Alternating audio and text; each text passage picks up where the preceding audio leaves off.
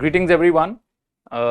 Here we meet again in another video with another topic, and we are trying to select the topics in such a way that either it is going to be very much fruitful for all those who belong to the academic field of law, and simultaneously there are few topics who are available and are also important and essential for everyone who is in this country and is desirous of knowing about law, even not this country but beyond.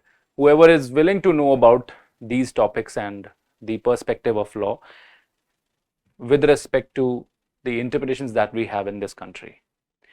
क्योंकि जाहिर सी बात है, हर country की अपनी constitution है और वो उन कॉन्स्टिट्यूशनल प्रिंसिपल्स पे बेस करके इंटरप्रिटेशन करते हैं. तो हो सकता है कि एडल्ट्री, जैसे हमने लास्ट में पढ़ा एक वीडियो में, तो एडल्ट्री में जो इंटरप्रिटेशन हमारी थी या जो डेफिनेशन थी वो आईपीसी की है, इंडियन पीनल कोड की है. हो सकता है कि एडल्ट्री का जो डेफिनेशन है वो किसी और कंट्री में किसी और नजरिए से देखा गया हो. हमने जिस नजरिए से देखा वो अलग था, किसी और कंट्री में किसी और नजरिए से देखा गया हो, और उनके कुछ ऐसे लीगल प्रिंसिपल्स हों.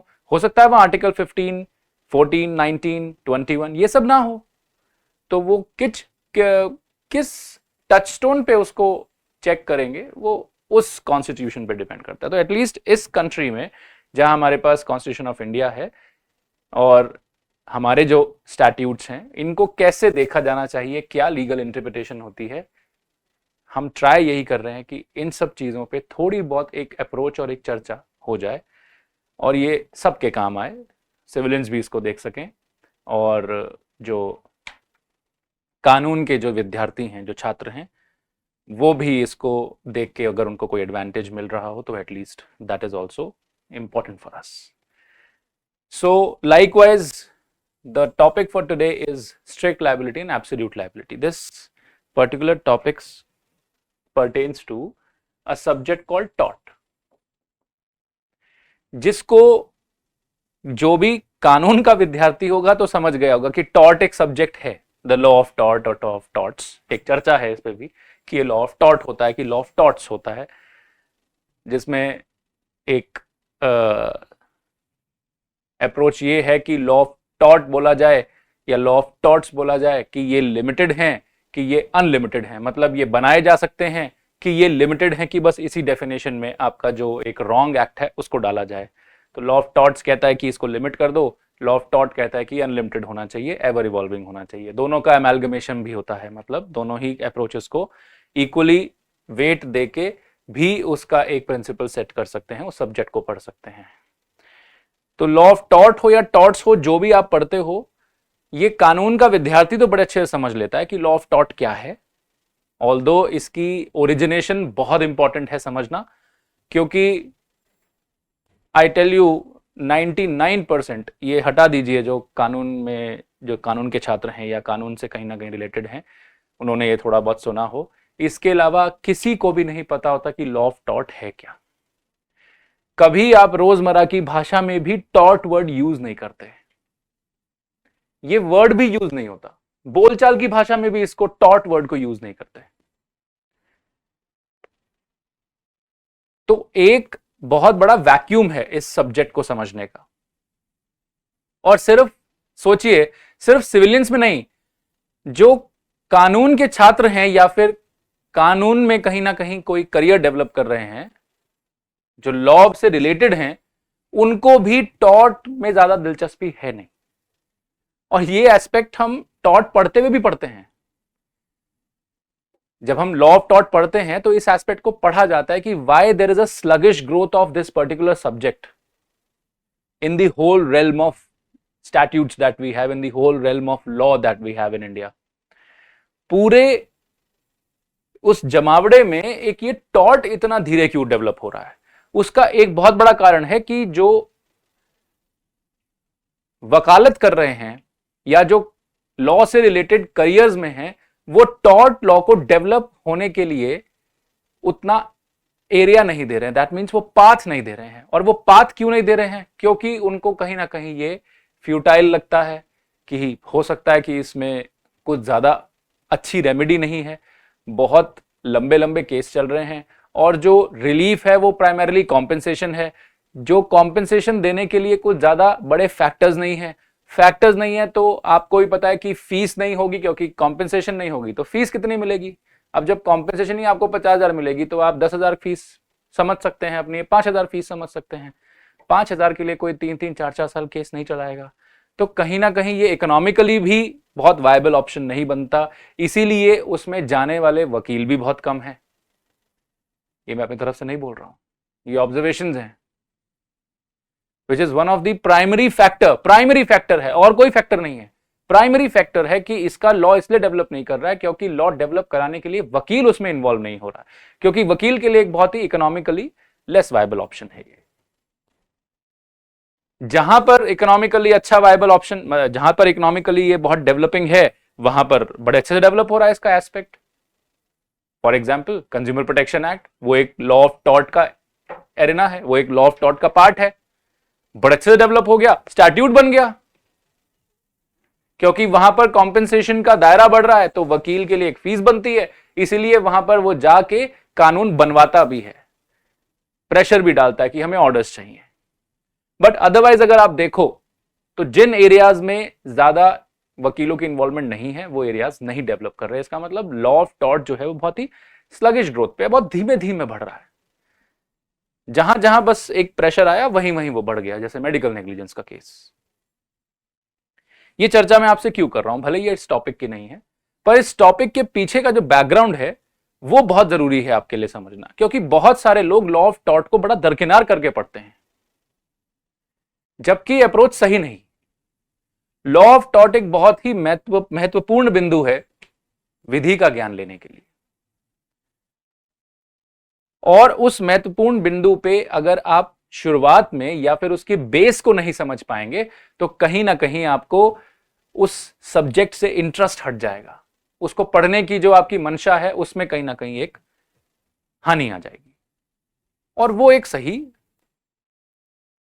अप्रोच नहीं है कानून को पढ़ने की। लॉ ऑफ टॉर्ट बहुत इंपॉर्टेंट है और क्राइम के साथ पढ़ना चाहिए। अगर आप क्रिमिनल लॉ पढ़ रहे हैं तो आप लॉ ऑफ टॉर्ट भी पढ़ें। क्रिमिनल लॉ के कुछ लेक्चर्स में मैं आपको सीआरपीसी या आईपीसी कोई भी लेक्चर हुआ उसमें आपको मैं एक बात हमेशा कहता हूं कि पनिशमेंट मिलती है तो क्राइम है, कॉम्पेंसेशन मिलता है तो सिविल है। कॉम्पेंसेशन हमेशा हानि के लिए दिया जाता है और वो हमेशा मनी के मेजर में होगा, मतलब मुद्रा के मेजर में। जो आपकी मनी है, जो करेंसी है, जो आप ये गांधी जी लेके घूमते हैं जेब में, गांधी जी एज एन जो गांधी जी का फोटो बना हुआ है, ये सब इस मेजर में चलेगा।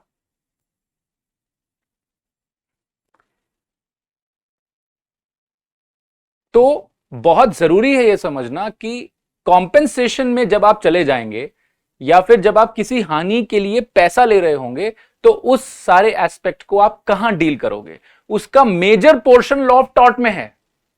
जब भी आपको कोई नुकसान होता है, उस नुकसान की भरपाई करने के लिए जब आप सिविल कोर्ट में जाते हैं तो सिविल कोर्ट किस कानून के तहत उसको सुनवाई करता है या उसको कॉज ऑफ एक्शन मानता है, मतलब कि हां कोई अधिकार आपका खनन हुआ है और उसको आप स्थापित कराने के लिए मेरे पास आए हैं, और जिसने आपका यह अधिकार नहीं रखवाया,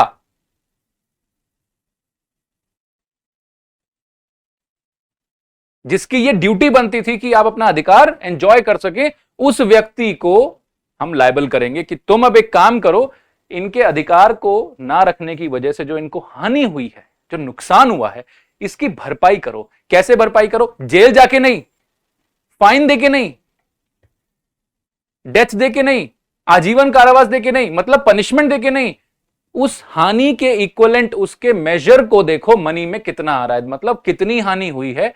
ऐसे फैक्टर्स बताओ जिससे कि उस हानि को आप मनी में मेजर कर सको कि कितना पैसा देके इस हानि का हम भरपाई कर सकते हैं, इस नुकसान की भरपाई हम कर सकते हैं। अगर आपने ये एस्पेक्ट समझ लिया कि कोई भी नुकसान आपको हुआ हो और उस नुकसान की भरपाई करने के लिए अगर आप कोर्ट पहुंच जाएं, तो आप कहीं ना कहीं टॉर्ट के रेल्म में आ रहे हैं, मतलब कहीं ना कहीं आप टॉर्ट लॉ से रिलेटेड हैं। ये नॉर्मल सिविलियन नहीं देखता, उनको तो ये टर्म ही नहीं पता टॉर्ट है क्या।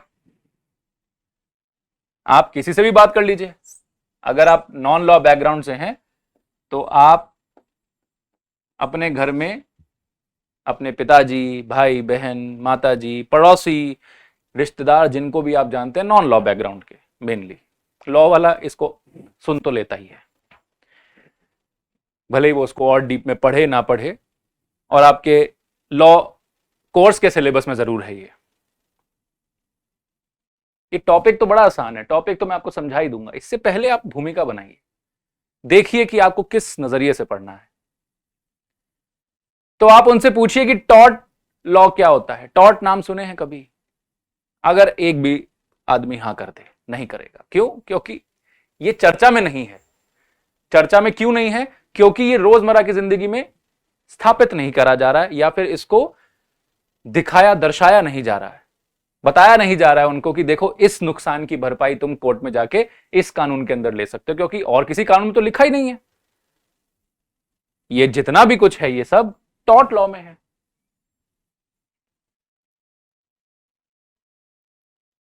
Getting the point? तो आपको यह समझना है कि जब भी किसी नुकसान की भरपाई करने के लिए आप कोर्ट पहुंच जाएं और कोर्ट से बोलें कि देखिए हमको नुकसान हुआ है, इसकी भरपाई की जाए, भरपाई मतलब इस नुकसान को ठीक किया जाए, जिसको बोलते हैं रिकंपेंस, इसीलिए टर्म आया कॉम्पेंसेशन। अब मैं हिंदी में इसका टर्म नहीं जानता हूं, पर कॉम्पेंसेशन टर्म जो है वो रिकंपेंस से आती है। रिकंपेंस का मतलब है मेक गुड द लॉस, मेरे नुकसान को ठीक करो। उदाहरण के तौर पे मैं जा रहा हूं गली से, ऊपर से एक गमला आ टपका मेरे सर पे।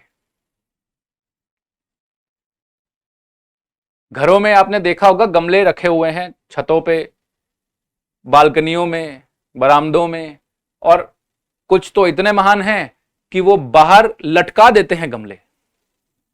5 किलो का गमला, 3 किलो का, 4 किलो का गमला आप ऊपर चेन से लटका देते हैं, नहीं तो रस्सी से लटका देंगे, सबकी छतों पे लटके हुए होते हैं।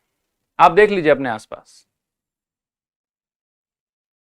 और तो और ये तो कुछ नहीं है, चौथे मंजिल में, 5वें मंजिल में, छठे मंजिल में जो लोग रह रहे हैं उनकी बालकनियों के जो साइड में रेलिंग होती है, उस रेलिंग पे गमले रखे होते हैं। 5-5, 6-6 किलो से नीचे किसी का भार नहीं है, बड़े बड़े गमले रखे हुए हैं। अब आप कहेंगे कि मेरी प्रॉपर्टी में जो मर्जी करूं, बहुत अच्छी बात है, करिए, जो आपका मन करे तो वो करो। अब आप कह रहे हैं कि हमने आपकी रेलिंग पे तो नहीं रखा ना, आपकी दीवार पे तो नहीं रखा, ये तो मेरे घर की दीवार है, और मेरे घर की दीवार है, मैं अपना गमला जहां मर्जी रखूं, ये गमला भी मेरा, मैं खरीद के लाया, ये पौधा भी मेरा, ये मिट्टी भी मेरी, और ये घर भी मेरा, तो मैं जो मर्जी करूं, ये मुझे कानून ने अधिकार दिया है कि मैं अपने घर को जैसा चाहे इस्तेमाल कर सकता हूं, करिए, किसने मना किया है? रख दीजिए रेलिंग पे। एक दिन चली हवा, या आया एक बालकनी में बिल्ली या कुत्ता, वो चढ़ने की कोशिश किया और उसके चढ़ने की वजह से एक गमला नीचे गिर गया, वो गमला आया आपके सर पे। अब आप मुझे एक बात बता दीजिए, अगर मैं 100 ग्राम का या 50 ग्राम का भी अगर मैं उस चौथी फ्लोर से आपके ऊपर कुछ फेंकूं, तो वो स्पीड की वजह से कितनी तेज आपको लगने वाला है। तो ये तो गमला आ रहा है 5 किलो का, आजकल तो सीमेंट के गमले हैं, टूटते ही नहीं। अब ये गमला आ गया आपके ऊपर और आपको कर दिया घात, चोट लगेगी, जाहिर सी बात है। अगर आप ये एक्सपेक्ट समझ गए तो मेरे लिए स्ट्रिक्ट लायबिलिटी, एब्सोल्यूट लायबिलिटी समझाना भी बहुत आसान हो जाएगा, और आपको टॉर्ट लॉ क्या है वो समझ में आएगा। मैं इसको इसी नजरिए से पढ़ा रहा हूं और बता रहा हूं कि जिस नजरिए से आपको समझ में आए कि देखना कैसे है इस पर्टिकुलर सब्जेक्ट को, और इसमें इनग्रेन टॉपिक्स को। ये बहुत इंपॉर्टेंट टॉपिक्स हैं, ये बहुत इंपॉर्टेंट सब्जेक्ट है, और इसीलिए जुडिशियल सर्विसेज में भी इसका बहुत बड़ा रोल है। बहुत सारे स्टेट्स में मेंस में लॉ ऑफ टॉर्ट एक सब्जेक्ट है, प्री में इसलिए नहीं है क्योंकि इसका कोई रिटन लॉ नहीं है, मतलब कोई स्टैट्यूट नहीं है, कोई कानून लिखित में लेजिस्लेचर ने आज तक टॉर्ट के लिए नहीं बनाया। जैसे क्रिमिनल के लिए तो आईपीसी है और बहुत सारे स्पेशल लॉ और लोकल लॉज हैं, जैसे POCSO, domestic violence act, juvenile justice act, बहुत सारे हैं, indecent representation of women act, sexual harassment at work place act, इन सब स्पेशल लॉज में ऑफेंसेस दिए गए हैं और आईपीसी एक जनरल लॉ है जिसमें बहुत सारे ऑफेंसेस दिए गए हैं। ऐसे लॉ ऑफ टॉर्ट पे कोई स्पेसिफिक स्टैट्यूट नहीं है, कोई कानून नहीं है, कोई विधि नहीं बनाई हुई, लेकिन ये है, ये कहां है, जुडिशियल डिसीजंस में है, ये कोर्ट्स में बना है। ये जो कानून है ये कोर्ट्स की उपज है, ये कोर्ट्स में बना है इंग्लैंड में, और क्योंकि इंग्लैंड में कॉमन लॉ इरप्ट हुआ वो हमने फॉलो किया इंडिया में, तो टॉर्ट लॉ वहां से उठ के हमारे पास भी आया। चर्चा सुनिएगा ध्यान से। तो अब मुझे बताइए, और इसकी कितनी बड़ी कीमत है अभी समझ में आएगी आपको। अब मुझे बताइए कि वो जो गमला आपके ऊपर गिरा है किसकी वजह से, एक कुत्ते के चढ़ने की वजह से या एक बिल्ली के चढ़ने की वजह से। बिल्ली चढ़ी रेलिंग पे और गमला गिर गया, आप नीचे से जा रहे थे इस गली से, आया ऊपर से और धड़ाम आपके सर पे, डेथ भी हो सकती है, माइंड इट। ये इतना डेडली एक्ट है, ये इंसिडेंट इतना डेडली है कि आपकी डेथ भी हो सकती है। तो अभी आप हो गए आहत, आप गए हॉस्पिटल, हॉस्पिटल में आ गया लंबा चौड़ा बिल, हॉस्पिटल में आपका बिल बना दिया गया है 5-6 लाख रुपए का कि जी यहां सर्जरी हुई है, ये ट्रॉमा हुआ था, ऐसे दवाइयां हैं, ये हॉस्पिटलाइजेशन है, आप 10 दिन तो हॉस्पिटल में ही रहे, ब्लीडिंग हुई थी, खून चढ़ा, देह हुआ, वो हुआ, दुनिया जहान की चीजें हुई और 5 लाख का बिल बना दिया उन्होंने। ये 5 लाख रुपए किसको देने, आपको। किसको देने हैं, जिसको चोट लगी, जो हॉस्पिटल आया चोट लेके। ये 5 लाख रुपए सोसाइटी को तो नहीं देने, ये 5 लाख रुपए हॉस्पिटल फ्री में तो नहीं कर रहा है। इंश्योरेंस का नाम मत लीजिए, इंश्योरेंस का आप प्रीमियम दे रहे हैं जिससे कि आपको कवर मिल सके, वो आप ही दे रहे हैं प्रीमियम, इसीलिए आपको इंश्योरेंस मिल रही है, कोई और नहीं दे रहा है। अगर ये बात समझ में आती हो तो इंश्योरेंस को भी साइड में रखिए, वो भी आप ही का है, वो अभी आप ही का पैसा है। 15 लाख का अगर आपको या 10 लाख का जो आपको कवर मिलता है इंश्योरेंस में, वो आप ही का है पैसा, आप प्रीमियम दे रहे हैं उसके लिए, इंडेमनिटी है वो। कंटिंजेंट कॉन्ट्रैक्ट और इंडेमनिटी कॉन्ट्रैक्ट का एक बहुत ही ब्यूटीफुल अमेलगमेशन है। जब हम कॉन्ट्रैक्ट एक्ट कभी पढ़ेंगे तो इंश्योरेंस लॉज में आपको डिस्कस करूंगा। तो अब मुझे एक बात बताइए कि अगर ऐसा होता है कि आपके सर पे गमला गिरता है, चोट लगती है, हॉस्पिटल जाते हो और वहां पर 5 लाख का बिल भी आप ही को भरना है, तो क्या आपको गुस्सा नहीं आएगा। अब कोई पूछे किस बात का गुस्सा भाई, गमला गिर गया, क्या हो गया, लगती रहती है चोट, कोई बात नहीं, अब ये तो होना ही था बेटा, होने को कौन टाल सकता है। ये सब नेगेटिव बातें नहीं सुन सकते आप। आपके दिमाग में एक ही चीज आएगी, ये गमला गिरा कैसे। या तो आपके ऊपर गमला कोई फेंक के मारेगा, अगर किसी ने आपके ऊपर गमला फेंक के मारा इस मंशा से कि आपको चोट लगे और आपको चोट लगी, तो वो ग्रेवेस हर्ट कर रहा है, और ग्रेवेस हर्ट सेक्शन 325 आईपीसी में क्रिमिनल एक्ट है, उसके खिलाफ क्या आप कार्रवाई नहीं करोगे। क्योंकि क्रिमिनल एक्ट के लिए बहुत बड़ा इंपॉर्टेंट एस्पेक्ट है mens rea and act of a person. Crime के लिए दो चीजें बहुत इंपॉर्टेंट है, क्या, एक्टस रियस और मेंस रिया। इन दोनों में से अगर कुछ भी ना हो ना तो क्राइम नहीं मानते। एक्टस रियस मतलब act which is prohibited by law, it has to be done by a person, मतलब ये कोई इंसान ही एक्ट कर सकता है। और वहां पर जब आप पढ़ोगे क्राइम में तो 4 एलिमेंट्स होते हैं एसेंशियल, जिसमें सबसे पहला एसेंशियल एलिमेंट है ह्यूमन बीइंग, कि एक इंसान ही एक्ट कर सकता है। बहुत ध्यान से सुनिएगा, ये एक इंसान ही एक्ट कर सकता है और कोई नहीं कर सकता।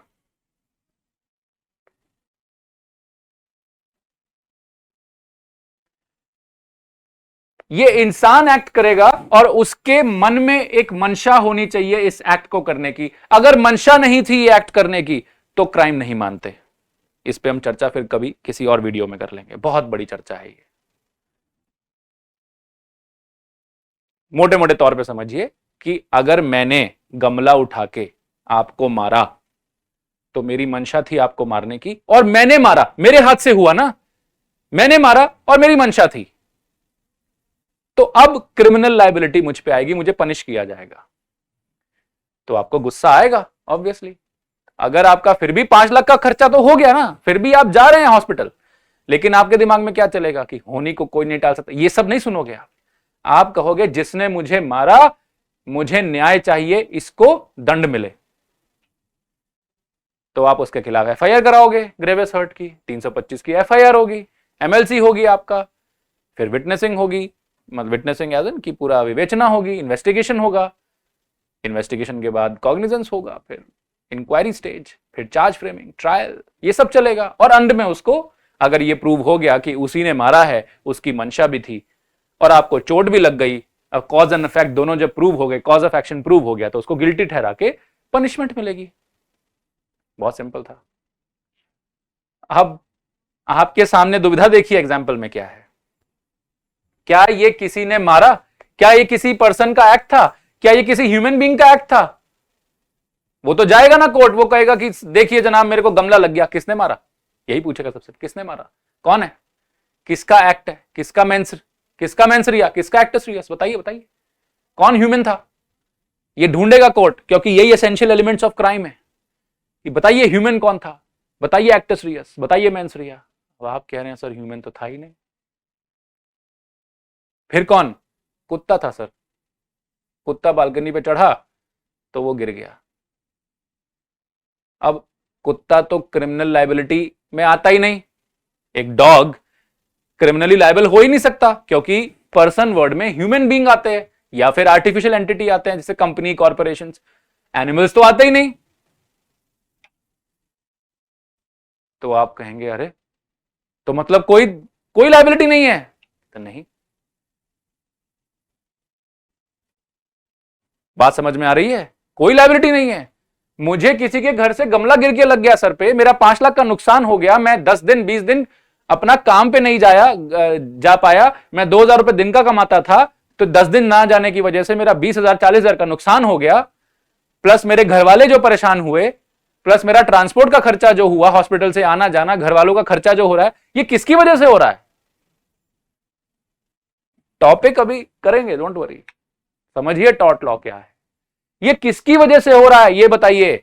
ये 20 दिन जो मेरे खराब हुए, 40,000 रुपए की मेरी तनख्वाह खराब हुई, मेरे घर वालों के आने जाने के ट्रांसपोर्ट का खर्चा हुआ, ये क्यों हुआ? क्योंकि मेरे सर पे गमला गिरा। ये कैसे गिरा? क्या ये भगवान ने गिरा है? किसने गिरा है? तो लॉ क्या कह रही है, बात तो तुम्हारी ठीक है, अब ये क्राइम तो नहीं बन सकता, क्यों? क्योंकि ह्यूमन एक्ट नहीं है, इसमें इंसान इन्वॉल्व नहीं है, तो इसलिए क्राइम नहीं बन सकता, दंड नहीं दे सकते। तो फिर क्या कर सकते हो? लेकिन मैं यह समझ पा रहा हूं कि तुम्हें नुकसान किसी और की वजह से हुआ है, अपनी वजह से तो नहीं हुआ। तुमने खुद तो गमला नहीं मारा अपने सर पे, और ना ही ये आसमान से टपका है, ये तो किसी के घर से गिरा है। और आदमी क्या देखेगा कि घर से गिरा कैसे? पहले ये बताओ, क्या ये नीचे रखा हुआ था रेलिंग से? अगर आपकी बालकनी में नीचे रखे होते गमले तो क्या कभी गिरते? क्योंकि उसके चारों तरफ तो दीवार है, वो कहां से गिर जाएगा? कहां रखा हुआ था आपने? रेलिंग के ऊपर। बहुत जगह पे है ये, और सब के सब नेग्लिजेंट एक्ट कर रहे हैं, सब नेग्लिजेंस हैं। अभी मैं आपको नेग्लिजेंस समझा दूंगा और स्ट्रिक्ट लायबिलिटी, एब्सोल्यूट लायबिलिटी आपको तुरंत समझ में आ जाएगा, अगर आप ये समझ पा रहे हैं तो हुआ क्या देखिए, जैसे रेलिंग आपने देखी होगी, ऐसे एक चबूतरा सा बन जाता है साइड में, यहां पर अपना आपका एक दरवाजा रहता है, और ये आपकी अदरवाइज रेलिंग रहती है, जिसपे आप बालकनी में, बालकनी समझ लीजिए एक बालकनी है ये, साइड में यहां पर आपका एक बड़ा सा चबूतरा सा होता है, यहीं पे आपने गमले रखे हुए हैं।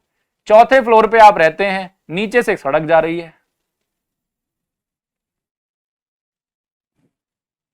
अब कोई इन जनाब से पूछे जिनका ये घर है, ये घर किसी मिस्टर ए का है और जिनको चोट लगी वो है मिस्टर एक्स।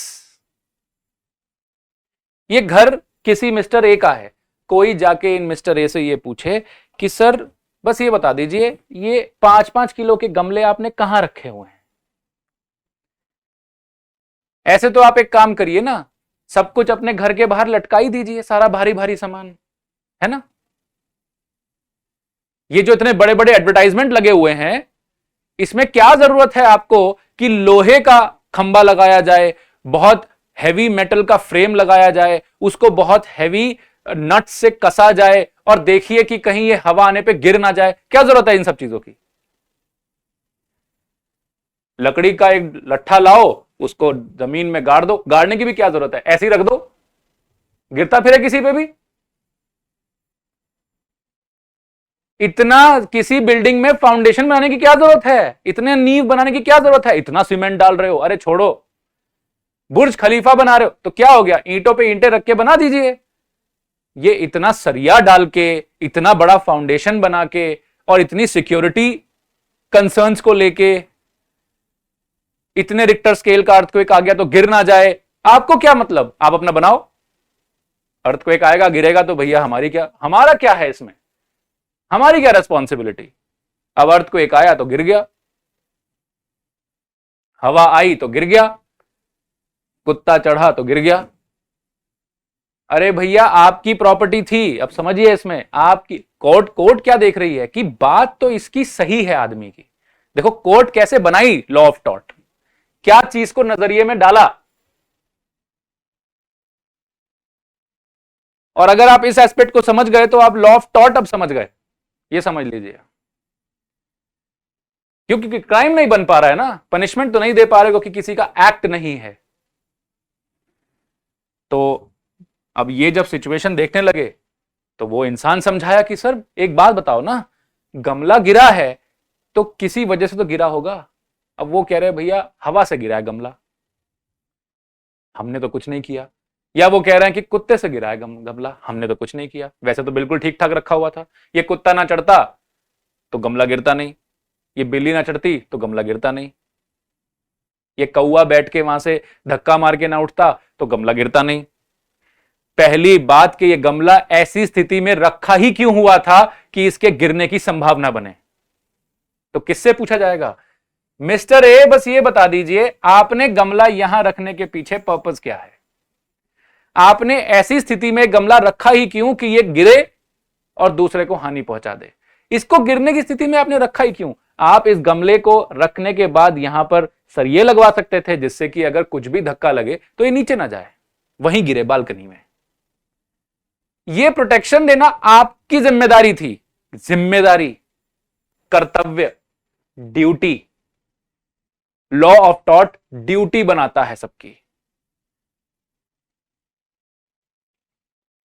क्योंकि ए कह रहा है कि मेरा राइट है, मेरी प्रॉपर्टी, सब कुछ मेरा है, मैं जहां मर्जी रखूं, लॉ ने मुझे अलाउ किया है, बिल्कुल अलाउ किया है, कोई मना नहीं कर रहा है।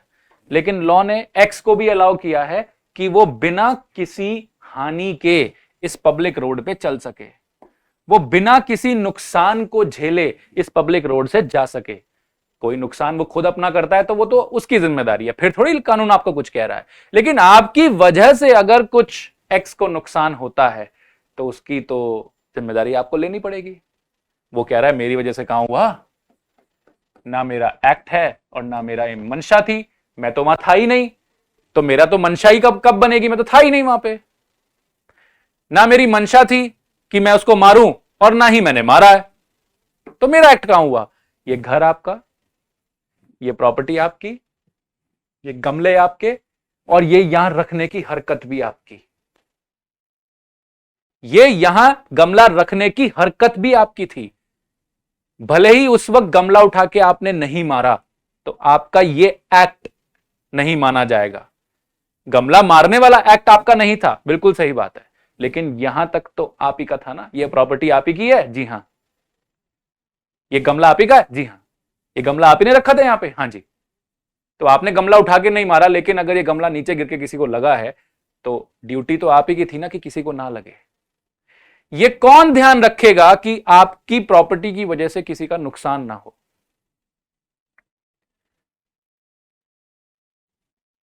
कि नीचे पब्लिक रोड पे कुछ ना गिरे। अगर वो आपकी प्राइवेट प्रॉपर्टी थी और ये इंसान ट्रेसपासर था, लॉ ऑफ टॉर्ट तो फिर भी जिम्मेदारी बना देता है। इतना ब्यूटीफुल कानून है ये, इतना वेल वर्डेड और इतना वेल थॉट ऑफ। ये एक ऐसा कानून है जो बहुत वेल वर्डेड और वेल थॉट ऑफ है। बहुत अच्छा दिमाग लगा है इस कानून को बनाने में। और जो इसकी डेफिनेशंस हैं टॉर्ट्स की, जो टॉर्ट अंदर टॉर्ट्स हैं बहुत सारे, उनकी जो डेफिनेशंस हैं वो बहुत एक्सपेंसिव हैं। They are beautifully written, well interpreted, और हम लोग इसको दरकिनार कर देते हैं। अब देखिए कितना अच्छा उसने एवेन्यू निकाला कि एक बात बताओ, आपको क्रिमिनली लायबल तो नहीं कर सकते, ये बात समझ में आ गई, पर सर आप ही के गमले को नीचे गिरने की वजह से नुकसान हुआ है ना इनका। ये तो जा रहे थे चुपचाप, और जा रहे थे तो इनका कोई नुकसान नहीं था। मतलब इनके पास जितना पैसा था उतना ही था, इनके मां बाप परेशान नहीं थे, उनको हॉस्पिटल चक्कर नहीं काटने पड़े, इनकी कोई दिहाड़ी की नुकसान नहीं हो रही थी, इनकी नौकरी में कोई प्रॉब्लम नहीं आ रही थी। तो ये तो एक्स आराम से जा रहा था। प्रॉब्लम कहां आई? जब आपका गमला गिर गया। जब गमला गिर गया इनके सर पे तो प्रॉब्लम शुरू हुई है।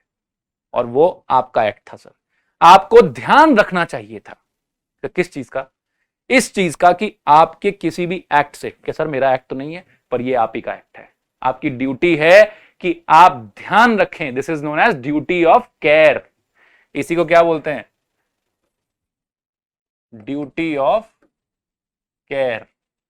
केयर का मतलब ध्यान रखना। ध्यान मतलब वो सारी चीजें जो आप किसी और को नुकसान ना पहुंचाए, ऐसा एक्ट ना करिए।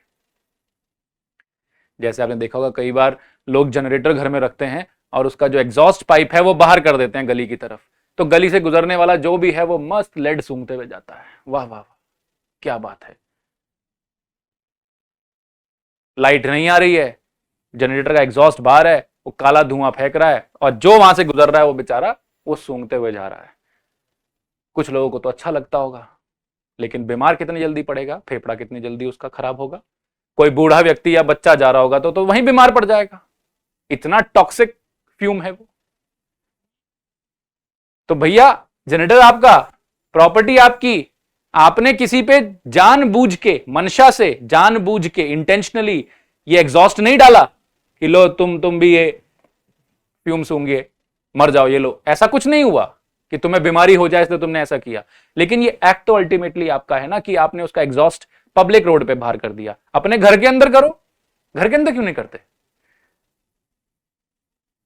ये जो गमला है ये आप अपने घर में अंदर कहीं भी ऊपर लटका लो, छत पे लटका लो, अपने बेड के ऊपर गमले लटका के देखिए।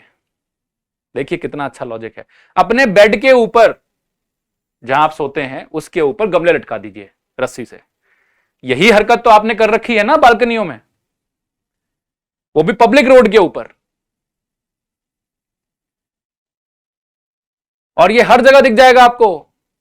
आजकल तो वैसे ही प्लांटेशन का एक बड़ा अच्छा शौक है, तो प्लांट्स लगाइए।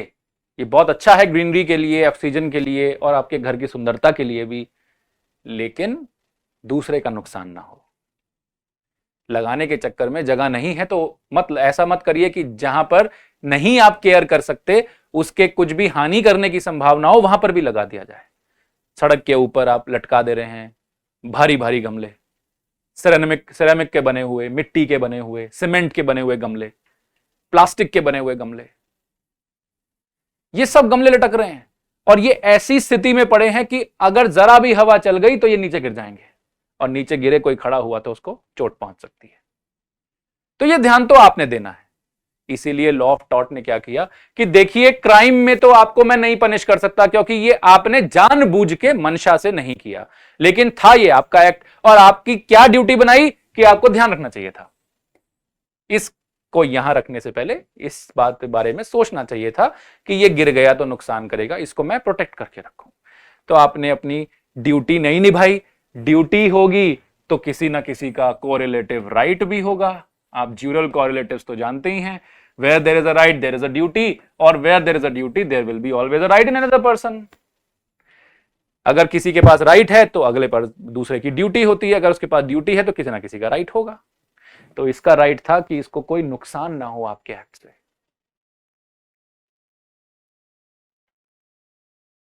और अगर इसको नुकसान हुआ है आपके ही एक्ट से हुआ है, भले ही वो क्रिमिनल लायबिलिटी में नहीं आ रहा हो लेकिन टॉर्शियस लायबिलिटी में आ रहा है, मतलब नुकसान की भरपाई तो हम आपसे करवाएंगे भले ही आपको दंड ना मिल रहा हो। इसी ड्यूटी ऑफ केयर को बोलते हैं नेग्लिजेंस।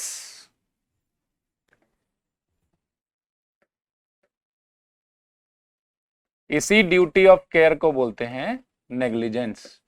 हिंदी में इसको बोला जाता है लापरवाही। वैसे तो ये उर्दू टर्म है लापरवाह। ला मतलब विदाउट और परवाह का मतलब ध्यान देना, केयर करना, कि आपको मेरी परवाह है, आप मेरी केयर करते हैं। लापरवाह मतलब केयर ना होना। ला वर्ड, ये ला वर्ड मेरे ख्याल से आपको पता भी होगा, ला इज नो इन अरबिक।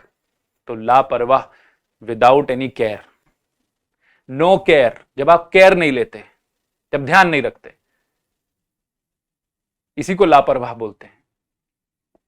ये लापरवाह है, ध्यान से नहीं करता कोई भी काम। हर काम को ध्यान से करना है। क्यों? क्योंकि उससे नुकसान पहुंच सकता है अगर आप ध्यान से नहीं करेंगे। अगर आप इतना बड़ा हथौड़ा लेके गली में सरिये काटने लग जाएंगे, ये तो देखा ही होगा ना, बहुत कॉमन से एग्जांपल दे रहा हूं। हर जगह जहां पर घर बन रहे होते हैं, गली में सरिया काटने वाले इतने बड़े बड़े हथौड़े को पीट रहे होते हैं। वो हथौड़ा अगर छूट गया आपके हाथों से भाई साहब, या फिर उसका जो हेड है वो अगर वहां से छूट गया और किसी के सर पे लग गया, तो वहीं मृत्यु होने की संभावना भी है। इतना डेडली, इतना खतरनाक है वो।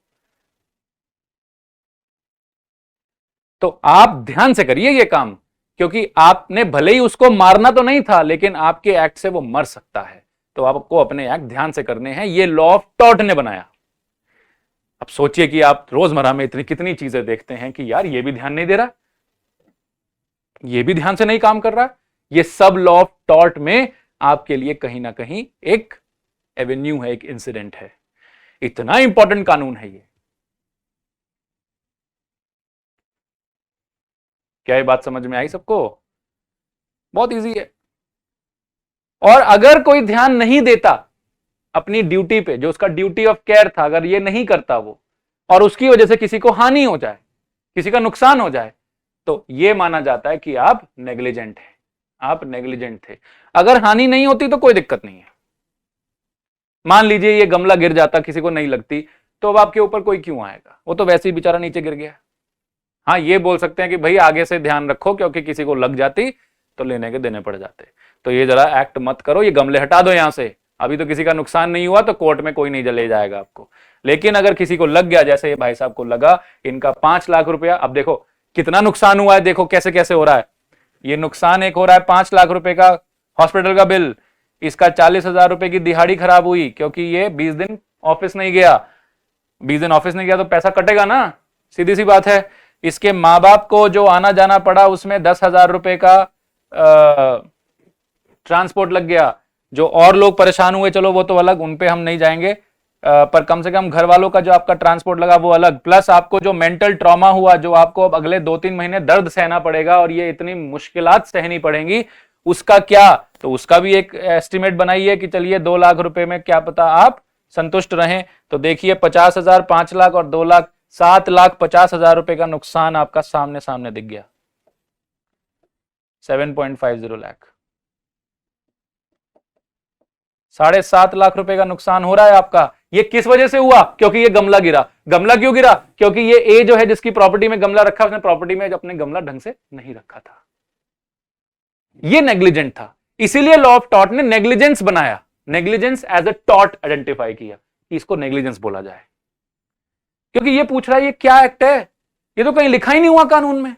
किस कानून में लिखा है कि इसमें हमको कॉम्पेंसेशन देना है? कहीं नहीं लिखा हो तो हम बना रहे हैं। क्योंकि ये तो अगर हम अलाउ कर देंगे कि इसमें कोई दिक्कत नहीं है इस आदमी को, तो हर कोई इतना नेग्लिजेंट हो जाएगा कि कोई ध्यान ही नहीं देगा अपने काम पे। मान लीजिए आपका हथौड़ा ढीला पड़ा है, नहीं ध्यान दे रहे, लग जाए जिसको मर्जी, ऐसे तो सबको ही बेचारा। आजकल तो इंडस्ट्रियल डेवलपमेंट के बाद, इंडस्ट्रियल रेवोल्यूशन के बाद तो इतने काम आपके चारों तरफ इतने डेंजरस हो रहे हैं कि आपको कहीं से भी चोट लग सकती है। अगर इंसान ध्यान नहीं देगा तो हर किसी को रोजमर्रा में चोट लगती रहेगी, उसका नुकसान होता रहेगा, लोग घर से बाहर निकलना बंद कर दें। नहीं, आप काम ढंग से करिए तो हर कोई बाहर भी आए, काम भी करे और सब कुछ ठीक रहे। ये है लॉ ऑफ टॉट और ये है नेग्लिजेंस। ये है law of taught for you, और ये एक तरीके का नेग्लिजेंस है। This is one type of negligence, this is one type of taught. ऐसे बहुत सारे टॉट्स बनाए हुए हैं। अगर आपको यहां से नेग्लिजेंस समझ में आ गया हो तो नेग्लिजेंस किस चीज में है? ड्यूटी ऑफ केयर में। मतलब पूछा यह जाता है, बात यह बन जाती है कि कितना ध्यान देना है। अब ये बताइए कितना ध्यान देना है? आप मुझे कह रहे हैं कि भाई ध्यान से काम करो, कितना ध्यान से काम करूं? ये कह रहा है कि कितना ध्यान देना है मुझे इस गमले के लिए। भाई गमला नीचे रख दो, आप इस बालकनी में नीचे यहां पर रख दो गमले। इसके ऊपर इतनी बड़ी ये 3 फुट की दीवार है जो, इसके ऊपर ना रख के आप कम से कम नीचे रख सकते हैं। अब कोई भी हवा आएगी, कुत्ता आएगा, बिल्ली आएगी, आप भी होंगे, तो ये नीचे नहीं गिरेगा। लेकिन मान लीजिए कि कल ऐसी हवा चली और ऐसा तूफान आया कि वो बवंडर होता है ना, जो ऐसा थंडर स्टॉर्म जैसा घूमता है गोल गोल। साइक्लोन भी और थंडर स्टॉर्म तो चलो, cyclone is from the sea and thunder storm is otherwise the air. तो एक थंडर स्टॉर्म आया बड़ी जोर से, चक्रवात, और वो जो भी कहते हैं उसको, वो आके इन गमलों को उड़ा ले गया और किसी के लग गया। अब आप कह रहे हैं कि और कितना ध्यान देता मैं? अब बिल्कुल क्या गमले खरीदने ही नहीं है? बिल्कुल कुछ बार होना ही नहीं चाहिए, एकदम खाली रखें बालकनी? तो नहीं, इतना भी नहीं, रीजनेबल केयर लीजिए। क्योंकि ये जो हुआ है, जो चक्रवात आया या थंडरस्टॉर्म आया, ये बड़ा अनयूजुअल एक्टिविटी है, इसमें आपकी गलती नहीं निकलती। इसीलिए एक्ट ऑफ गॉड एक डिफेंस बन जाता है। इसीलिए हमेशा चर्चा की जाती है कितना ध्यान देना है। ये बताइए, मेट्रो बन रही है, आपने देखी होगी, आपके हर शहर में, जो भी ये वीडियो देख रहा है, आम के शहरों में कंस्ट्रक्शन का कार्यक्रम चल ही रहा होगा, प्रशासन कुछ ना कुछ बना ही रही होगी। कभी फ्लाईओवर बना रही है, कभी रोड्स बना रही है, कभी मेट्रो बन रही है, कहीं पे फुटओवर ब्रिज बन रहा है, नाना प्रकार की चीजें बन रही हैं। आपके चारों तरफ कुछ ना कुछ कंस्ट्रक्शन चल ही रहा होगा।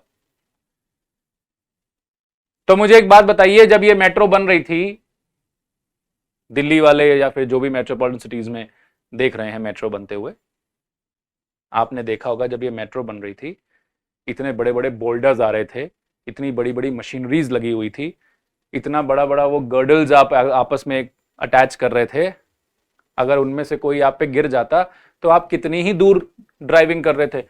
आप तो अगर अभी भी देखें,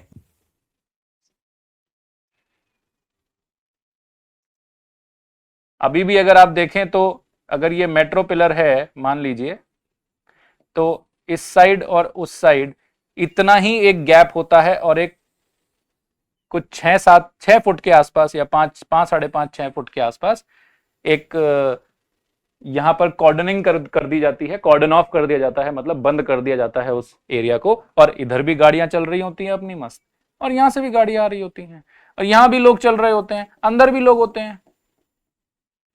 अब आप मान लीजिए ये पिलर गिर गया और यहां पर गाड़ियों के ऊपर आ गया और वहां पर कुछ लोग दब के मर गए। अब आप कहने भैया आपने ध्यान नहीं दिया काम करते वक्त। कितना ध्यान देना है, बहुत बड़ा सवाल बन जाता है। कितने ध्यान की बात कर रहे हो, वो भी लॉ ऑफ टॉट ही समझाता है आपको कि कितना ध्यान देना है। लॉ ऑफ टॉट ने बोला रीजनेबल देना है। रीजनेबल मतलब जितना उस कार्य के लिए सही होता हो उतना देना है। बहुत परफेक्ट आप नहीं दे सकते। अब आप ये नहीं कह सकते कि इसको इतना बढ़ा दीजिए दीवार को यहां पर कि यहां से एक ईंट का कतरा भी बाहर ना आए, ऐसा नहीं हो सकता। काम भी तो करना है, उसको आने की वजह से काम नहीं हो पाएगा। डेवलपमेंट भी जरूरी है और सिक्योरिटी भी जरूरी है। इसीलिए रीजनेबल, विकास भी होता रहे और आप लोग भी सुरक्षित रहें, हमें इसको सुनिश्चित करना है। उसके लिए जितना रीजनेबल हो, रीजनेबल मतलब जो उस काम को करने के लिए आप रीजन दे सकें कि भैया इतना ठीक रहता है, उतना ही लेना है, बस इससे ज्यादा नहीं लेना। तो हम ये नहीं कह रहे कि बालकनी में आप बिल्कुल गमला रखिए ही मत, लेकिन ऐसा मत रखिए कि वो दिखे कि तो मैनिफेस्टेडली नीचे गिरता ही आराम से गिर जाएगा और किसी को भी हानि पहुंचा देगा, चोट पहुंचा देगा। आप बालकनी में अंदर रखिए, आप बिल्कुल ही कोई ऑन टू वर्ड इंसिडेंट ऐसा हो गया जो आपके कंट्रोल में नहीं है, तो वो हम उसको आपको नहीं परेशान करेंगे, फिर आपका नुकसान जो उसका नुकसान है वो आपके ऊपर नहीं डाला जाएगा, फिर ये आपका कहीं से भी नेग्लिजेंट नहीं होता, लापरवाही नहीं मानी जा रही। तो इसका मतलब क्या हुआ कि अगर ये व्यक्ति ए, इस एग्जाम्पल में जो ए था, अगर ये व्यक्ति ए कोर्ट को यह समझा देता है कि मैंने अपनी ड्यूटी पूरी तरीके से निभाई है, मैंने अपना ड्यूटी ऑफ केयर जितना लेना था, जितना ध्यान रखना था मैंने रखा है, तो कोर्ट उस पर कोई लायबिलिटी नहीं डालेगा। बहुत सिंपल है, बहुत बढ़िया बात कर दी। अगर कोर्ट उस पर कोई भी लायबिलिटी नहीं डालेगा, एक्स को कुछ नहीं मिलेगा, तो इसका मतलब एक्स सही, ए सही से ध्यान दे रहा था। जो ए था इस एग्जाम्पल में वो सही से ध्यान दे रहा था, उसकी कोई गलती नहीं। अब मान लीजिए ए ने जो अपनी ड्यूटी थी वो बिल्कुल सही से निभाई, मतलब केयर किया, ड्यूटी ऑफ केयर जो है वो सही से निभाया, बहुत बढ़िया। ए ने ड्यूटी ऑफ केयर बिल्कुल सही निभाया, फिर भी एक्स को नुकसान हो गया। एक्स को नुकसान हुआ क्यों? एक ए ने फिर भी अपना ड्यूटी ऑफ केयर निभाया है, एक्स को नुकसान हुआ, एक्स चला गया कोर्ट। ए क्या कहेगा कि मैंने तो ध्यान रखा है इसलिए मेरी गलती नहीं है। लेकिन एक ऐसा सिचुएशन आएगा जिसमें अगर आप ये साबित भी कर दो, अगर आप ये साबित भी कर दो कि मैंने तो ध्यान रखा है जितना जरूरी होता है, जितना रीजनेबल मतलब जरूरी या आवश्यक जो था उतना ध्यान मैंने रखा है, कोर्ट कन्विंस भी हो जाती है कि बात तो सही कह रहे हो तुम, उतना ध्यान तुमने रखा जितना आवश्यक था। अगर यह प्रूव हो जाए कि जितना ध्यान आवश्यक था उतना रखा गया है, फिर भी कोर्ट सिचुएशन को देखने लग जाए कि फिर भी मैं देखता हूं कि ये कैसे हुआ और क्या हुआ, क्योंकि एक्स कोर्ट में बोल रहा है कि सर ये ऐसा एक्ट है जिसमें अगर आप ध्यान रखना ना रखना इन सब की चर्चा करेंगे तो भी बहुत नुकसान होगा लोगों का। तो कोर्ट ने ध्यान दिया। ये क्या एक्ट है अभी समझाता हूं। मतलब ध्यान रखने के बाद भी कोर्ट हो सकता है कि ऐसी सिचुएशन में आ जाए कि भले ही आपने ध्यान रखा था, भले ही जो आवश्यक सुरक्षा थी वो आपने रखी थी कि दूसरे का नुकसान ना हो, फिर भी ये सिचुएशन ऐसी है, मतलब ये ऐसा इवेंट है कि हम आप पे लायबिलिटी डालना चाहते हैं। जब आप नेग्लिजेंट ना हो, मतलब जब आप केयर रख चुके हों, जैसा कानून में रिक्वायरमेंट है, जैसी कानून में आवश्यकता थी, जब आप नेग्लिजेंट ना हो तब भी अगर आप पे लायबिलिटी डाली जाए, सुनना इसको ध्यान से, जब आप नेग्लिजेंट ना हो, no negligence, still liability is imposed.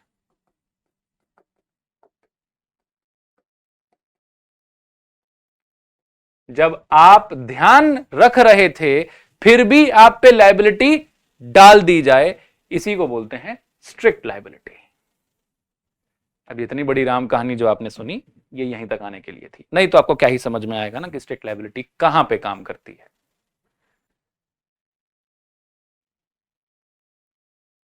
हो गया काम खत्म, यही था, इसी पे आना था। इसी को बोलते हैं स्ट्रिक्ट लायबिलिटी।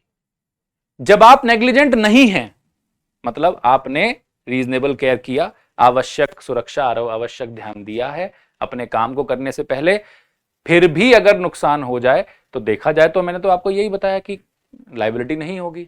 लेकिन कुछ सिचुएशन ऐसी हैं जिसमें आप ध्यान दे भी दें तो भी कोई फर्क नहीं पड़ता अगर उससे नुकसान हो गया है तो। मतलब negligent, no negligent, you will be made liable, आपको फिर भी हम लायबल ठहरा देंगे।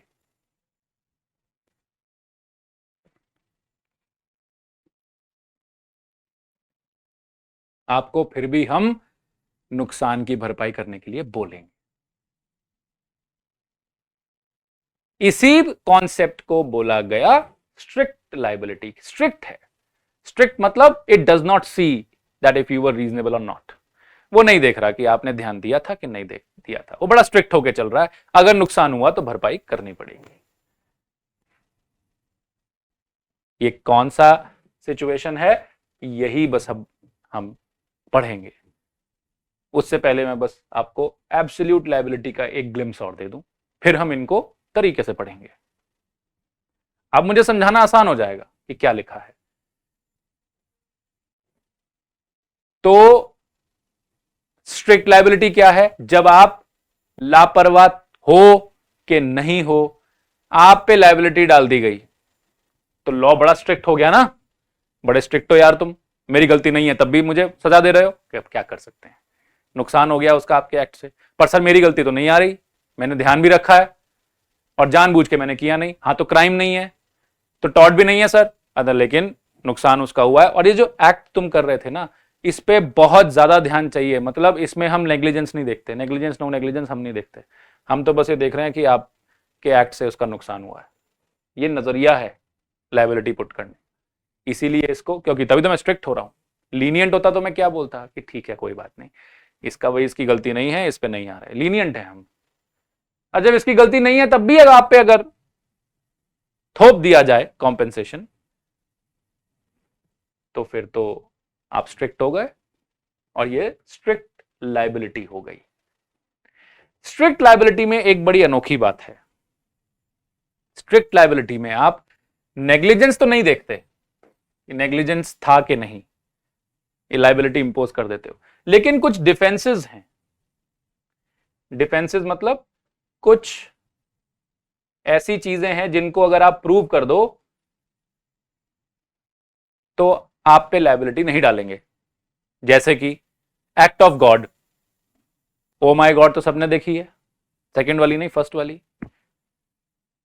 उसमें भूकंप आता है और वो जो भी भाई साहब कांता प्रसाद हैं, जो भी नाम है उनका, वो कांता प्रसाद की दुकान टूट जाती है, तो वो इंश्योरेंस वालों के पास जाते हैं। इंश्योरेंस वाले कहते हैं कि ये तो एक्ट ऑफ गॉड है, तो वो गॉड को ही स्यू करने चला जाता है कोर्ट में कि अगर ये एक्ट ऑफ गॉड है तो भगवान पैसा दे, फिर तुम नहीं दे रहे तो भगवान दे। भाई इंश्योरेंस वाले क्या कह रहे हैं, एक्ट ऑफ गॉड है भैया, इसमें हम इंश्योरेंस नहीं देते। वो एक एग्जेम्पशन क्लॉज है। एग्जेम्पशन मतलब डिफेंस है उनका कि अगर कोई ऐसा कार्य हो गया जो नेचुरल है, उससे अगर नुकसान हो तो तब हम भरपाई नहीं करते। अगर ये किसी आदमी के एक्ट से हुआ है या उसकी नेग्लिजेंस से हुआ है तो हम नुकसान की भरपाई कर देते हैं। मान लीजिए मिस्त्री जो बना रहा था वो घर, उसने कम सीमेंट डाला फाउंडेशन में या सही से नहीं बनाया और वो घर ढह गया, तो अब आपको इंश्योरेंस का अमाउंट मिल जाएगा, क्योंकि ये किसी आदमी की नेग्लिजेंस का कॉन्सिक्वेंस है। अगर किसी ने आके आपका घर तोड़ दिया, मान लीजिए कोई वो लेके आया बजूका या फिर क्या बोलते हैं रॉकेट लॉन्चर या कोई आर्टिलरी लेके आ गया और मारा तोप का गोला और आपका घर तहस नहस कर दिया, कोई अगर ऐसा करता है तो आके, स्पेशली एक्ट ऑफ वॉर में नहीं, वॉर में भी इंश्योरेंस में एग्जेम्पशन है, तो ऐसा कोई करता है स्पेशली आके तो भी आपको पैसा मिल जाएगा इंश्योरेंस का। लेकिन अगर एक्ट ऑफ गॉड है तो नहीं मिलेगा। तो वो तो कोर्ट में गया क्या बोल रहा है कि तुम नहीं दे रहे तो भगवान दे, फिर एक्ट ऑफ गॉड जिसका एक्ट है वो दे। अब भगवान ने ये बनाया भूकंप, भगवान दे दे, तो भगवान कहां है, तो वही वो पूछने लगा कि बताइए फिर भगवान कहां है, दे दीजिए एविडेंस। तो एक्ट ऑफ गॉड क्या है? एक्ट ऑफ गॉड या फिर इसको फोर्स मेजर भी बोलते हैं, विस मेजर भी बोला जाता है टॉर्ट की लैंग्वेज में। फोर्स मेजर मतलब एक मेजर फोर्स, विस मेजर वही फोर्स मेजर, मेजर फोर्स है। ये एक ऐसी फोर्स है जो मेजर है, ट्रांसेंडेंट है, बियॉन्ड योर कंट्रोल है, आप उसमें कुछ नहीं कर सकते। अर्थ को एक इंसान लाता है, जब आता है तो कुछ कर पाते हैं कुछ नहीं, बस नापते रहते हैं कितना आया, बस उतना ही, और बाहर भाग जाते हैं, सड़क पे भाग जाते हैं, भाई मर ना जाए, साइक्लोन आ जाए, थंडरस्टॉर्म आ जाए, एक्स्ट्राऑर्डिनरी बारिश आ जाए। इस बार देखा कितनी बाढ़ आई, किसका किसका कारण मानोगे? वो ठीक है, आप अपनी हरकतें उसमें लगाते रहिए कि ये इंसानों की हरकतों की वजह से ग्लेशियर मेल्ट हो रहा है, ये हो रहा है, वो हो रहा है, दुनिया जहान की चीजें कर लीजिए, लेकिन अल्टीमेटली ये पानी छोड़ा किसने? इतना पानी किसने, कोई ऐसा बाल्टी में भर के दिया क्या आपको? आया ना कहीं से भी, और नेचुरली आया, तो ये एक्ट ऑफ गॉड माना जाता है। ये एक्ट ऑफ गॉड एक टर्म यूज किया गया है, अदरवाइज ये नेचुरल सिचुएशंस है, मतलब नेचुरल एक्ट है, नेचर में है ये एक्ट। तो अगर नेचर से हुआ है, मतलब नेचर के एक्ट की वजह से ये हुआ है नुकसान, तो फिर आपको हम लायबिलिटी नहीं डालेंगे। ऐसे ही अगर प्लेंटिफ ने कंसेंट दे दी, मतलब जिसका नुकसान हुआ है उसने हां कर रखी थी कि कोई बात नहीं, अगर जो भी नुकसान हुआ मैं दिक्कत नहीं करूंगा, मैं आपके खिलाफ नहीं आऊंगा, तो भी आप लायबल नहीं हैं।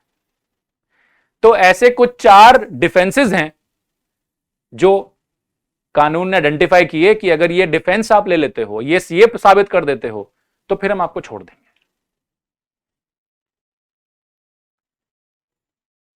अगर ये डिफेंस नहीं है आपके पास, मतलब अगर अपनी सुरक्षा में आप ये 4 चीजें नहीं कह सकते, ये क्या 4 चीजें अभी बताऊंगा आपको, 2 तो मैं बता ही दी। अगर आप अपनी डिफेंस में, अपनी सुरक्षा में ये नहीं कह सकते, फिर तो साफ है कि आप भले ही ध्यान देके काम कर रहे थे या बिना ध्यान देके काम कर रहे थे, कैसा भी हो, आपने इसकी नुकसान की भरपाई करनी है। हो गया सिंपल, इसीलिए इसको स्ट्रिक्ट लायबिलिटी बोलते हैं।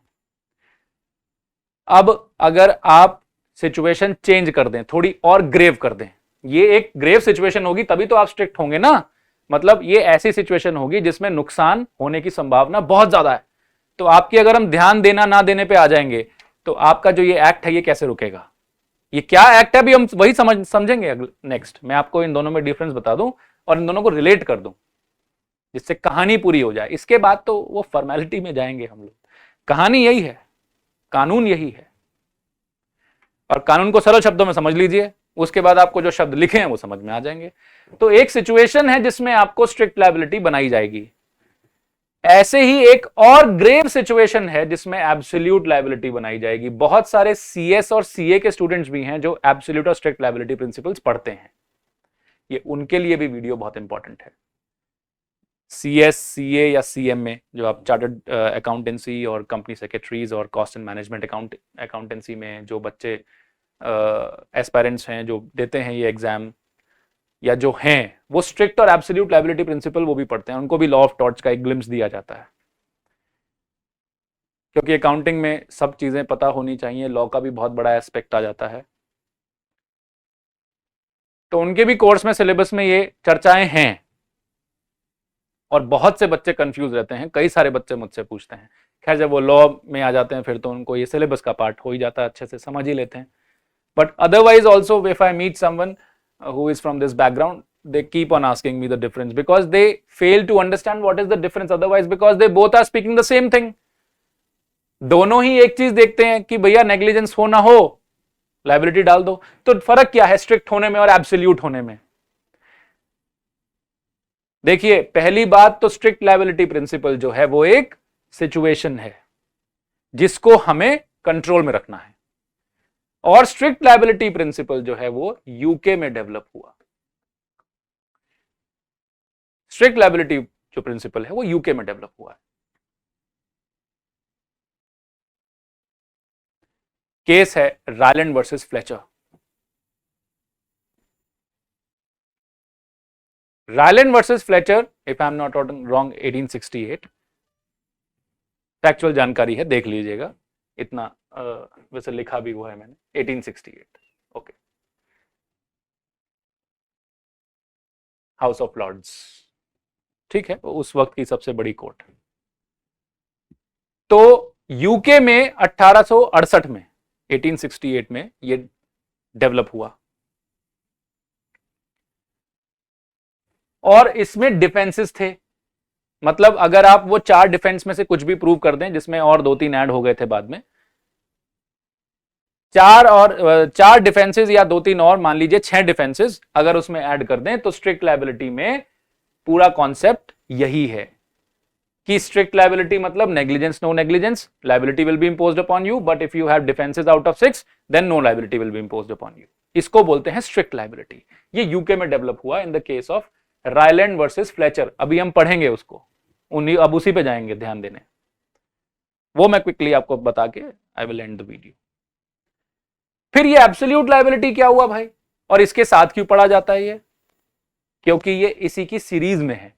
पहले आपको नेग्लिजेंस समझना होता है, नेग्लिजेंस समझ के आपको स्ट्रिक्ट लायबिलिटी समझनी होती है, क्योंकि स्ट्रिक्ट लायबिलिटी में नेग्लिजेंस को नहीं दरकिनार कर देते हैं, देखा नहीं जाता, और स्ट्रिक्ट लायबिलिटी के बाद आपको एब्सोल्यूट लायबिलिटी समझना होता है। ये एक सीक्वेंस है, तभी आपको ये तीनों चीजें बेहतरीन समझ में आएंगी, बहुत अच्छे से इनका इंटरफेस समझ में आएगा और डिफरेंसेस समझ में आ जाएंगे। तो क्या हुआ absolute liability? You are liable absolutely, absolutely, खुद ही टर्म देख लो क्या डेवलप करी है, absolutely liable. That means strict liability में तो ये डिफेंसेस हैं, अगर ये डिफेंसेस भी हटा दो और सिचुएशन थोड़ी और ग्रेव कर दो, सिचुएशन जब आपकी और ग्रेव हो जाती है और आपके डिफेंसेस भी हट जाते हैं, तो वो एब्सोल्यूट लायबिलिटी हो जाती है। मतलब अगर आपने ये काम, अगर आपके थ्रू ये काम हुआ, मतलब आपने ध्यान दिया नहीं दिया ये तो हम देख ही नहीं रहे, ये तो हम स्ट्रिक्ट लायबिलिटी में नहीं देख रहे, तो यहां कहां देखेंगे? ये तो एक स्टेप आगे हो गया ना, ये तो बेसिक स्टेप है, negligence, no negligence, we will put liability upon you, that is strict liability. एक स्टेप आगे बढ़ गए हम, क्यों? क्योंकि स्ट्रिक्ट लायबिलिटी में डिफेंसेस हैं, act of God, plaintiff's own fault या फिर प्लेंटिफ्स कंसेंट, ये सब डिफेंसेस हैं। अगर ये प्रूव कर दो तो लायबिलिटी नहीं आती स्ट्रिक्ट लायबिलिटी में। पर अगर ये डिफेंसेस भी खत्म कर दो और जो सिचुएशन है जिसको मैं कंट्रोल में करना है वो थोड़ी ग्रेव हो जाए, तो आप पे लायबिलिटी जो आएगी उसको बोलते हैं absolute liability. That means the liability will come to you absolutely, without any doubt, without any doubt, no defence will be taken from you. यही फर्क है दोनों में। सिचुएशन थोड़ी ग्रेव हो जाती है, वो जो इवेंट है जिसपे एब्सोल्यूट लायबिलिटी डाली जाती है वो ग्रेव हो जाती है। और इसको क्यों एब्सोल्यूट बोला गया? क्योंकि यहां पर डिफेंसेस नहीं देखते, हम आप पे लायबिलिटी डाल ही देते हैं, भले ही आपकी गलती थी या नहीं थी, हमें डिफेंसेस देखने ही नहीं, हमें जानना ही नहीं कुछ, हमें पूछना ही नहीं आपसे कुछ। इसका मतलब एक बार ये समझ में आ गया कि आपके एक्ट हुई है और जो भी वो सिचुएशन बनाई गई है कि एक्ट ऐसे हुआ है, एक बार ये प्रूव हो गया कि इस तरीके से एक्ट हुआ है जैसा हमने इसमें लिखा है या एब्सोल्यूट लायबिलिटी की डेफिनेशन में आया है, एक बार ये प्रूव हो गया, हम आपसे कुछ सुन ही नहीं रहे, आपकी तरफ से कोई डिफेंस नहीं आने वाला। मतलब ये एक ऐसा एक्सपार्टिक कॉन्सेप्ट है कि एक बार दावा पेश करा, एक बार प्लेंटिफ कोर्ट में आया और एक बार जब वो ये साबित कर गया कि देखिए डेफिनेशन के हिसाब से 4-5 इंग्रेडिएंट सब फुलफिल होते हैं, तो अब डिफेंस कुछ भी चिल्लाता रहे, कुछ भी दलीलें पेश करता रहे, हम सुन ही नहीं रहे, हम तो बस लायबिलिटी डाल देंगे। इतनी स्ट्रिक्ट लायबिलिटी है ये। अब क्योंकि स्ट्रिक्ट लायबिलिटी ऑलरेडी थी, इसको स्ट्रिक्ट लायबिलिटी बोल नहीं सकते थे क्योंकि स्ट्रिक्ट लायबिलिटी में डिफेंसेस थे, इसीलिए एब्सोल्यूट लायबिलिटी को और क्या बोला जाता है? एब्सोल्यूट लायबिलिटी को एक और टर्म से बोला जाता है stricter than strict liability.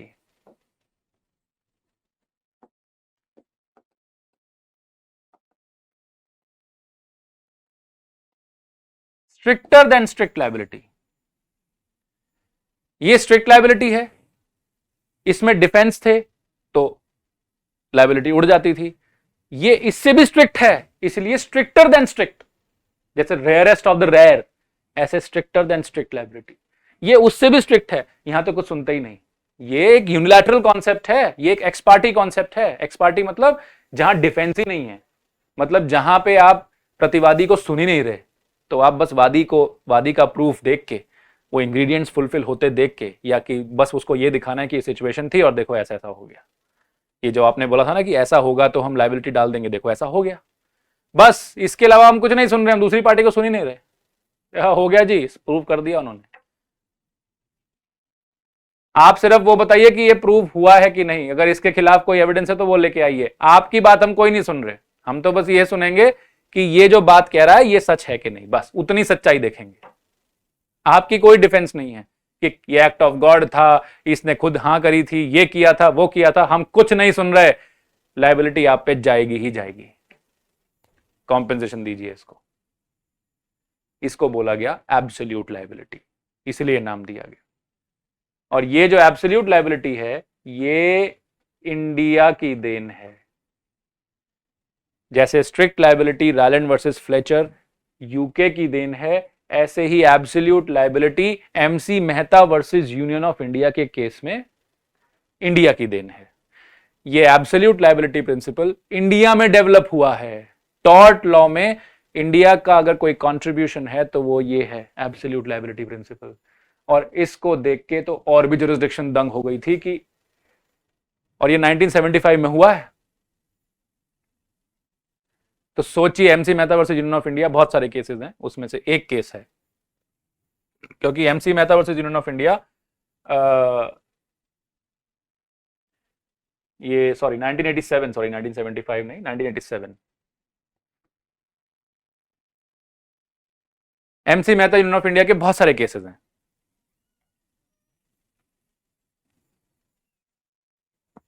If I am not wrong, it is Justice P.N. Bhagwati who wrote this case. मैं कभी इस केस पे भी चर्चा कर लूंगा आपसे। देखो, फैक्ट्स थोड़े बहुत ऊपर नीचे, जो ये स्टेबल फैक्ट्स होते हैं, ये थोड़े बहुत ऊपर नीचे हो जाते हैं, इसमें इतना ध्यान मत दिया करिए। अल्टीमेटली आपको सही फैक्ट पता चली जाएगा। इंटरप्रिटेशन पे ध्यान दो, कॉन्सेप्ट पे ध्यान दो, ठीक है जी। 1987 में MC Mehta versus union of India आया। ये मैं इसलिए बता रहा हूं 1987 क्योंकि MC Mehta versus union of India के नाम से बहुत सारे केसेस हैं। ये इस केस में हुआ 1987 वाले केस में। आई जी ये बात समझ। तो ये लॉ ऑफ टॉर्ट में, इंडियन जुरिस्प्रूडेंस में बहुत ही इंपॉर्टेंट और बड़ी एक्सक्लूसिव और बड़ी यूनिक कंट्रीब्यूशन है। और जहां जहां भी कॉमन लॉ से लॉ ऑफ टॉर्ट डेवलप हुआ है, वहां वहां ये प्रिंसिपल को बहुत यूलोजाइज किया जाता है, बहुत सराहना मिलती है कि इंडिया उस वक्त भी, जब लॉ ऑफ टॉर्ट इतना डेवलप नहीं कर रहा था, तब भी इस एस्पेक्ट में इतना इंपॉर्टेंट जजमेंट दे रहा है कि दूसरी पार्टी की सुननी ही नहीं है। तो ये बहुत बड़ा एक माइलस्टोन है जो अचीव किया गया है by the supreme court of India. If I'm not wrong, it is Justice P.N. Bhagwati who authored this judgment. Justice P.N. Bhagwati PIL के फोरनर माने जाते हैं, जस्टिस कृष्णा अय्यर और justice P.N. Bhagwati, that they are the ones who are precursor, the founders of PIL in India. वैसे PIL जो concept है वो तो अमेरिका का है। बहुत अच्छी अच्छी जजमेंट्स दी हैं उन्होंने। If I am not wrong, you may cross check.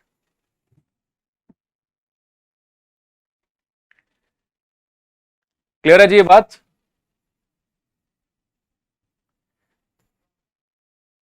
क्या ये बात समझ में आई सबको? Very good.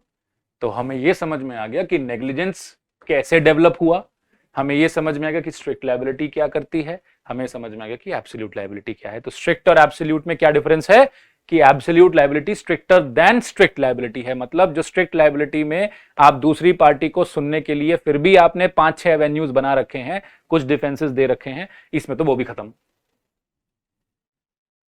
और दूसरा डिफरेंस कि ये इंडिया का है और ये यूके का है, ये थोड़ा सा लीनियंट है एब्सोल्यूट लायबिलिटी के कंपैरिजन में। अब हम देखते हैं कि एक्चुअली में रायलैंड वर्सेस फ्लेचर में क्या कहा था और क्या इंग्रेडिएंट्स हैं, quickly, and then also we will see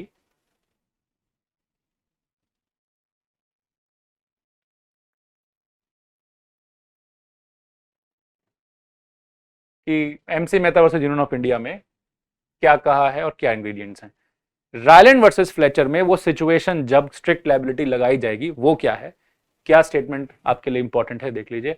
the person who for his own purposes, अपने काम के लिए, brings on his own land, brings, अपने काम के लिए, अपनी जमीन पर या जो भी आपका ऑक्यूपाइंग टेरिटरी है या फिर जो आपकी एकोमोडेशन है या फिर जो भी आपका एक प्रेमाइस है, जहां भी आप रहते हैं, व्यवसाय करते हैं, या जहां भी एक जगह आपने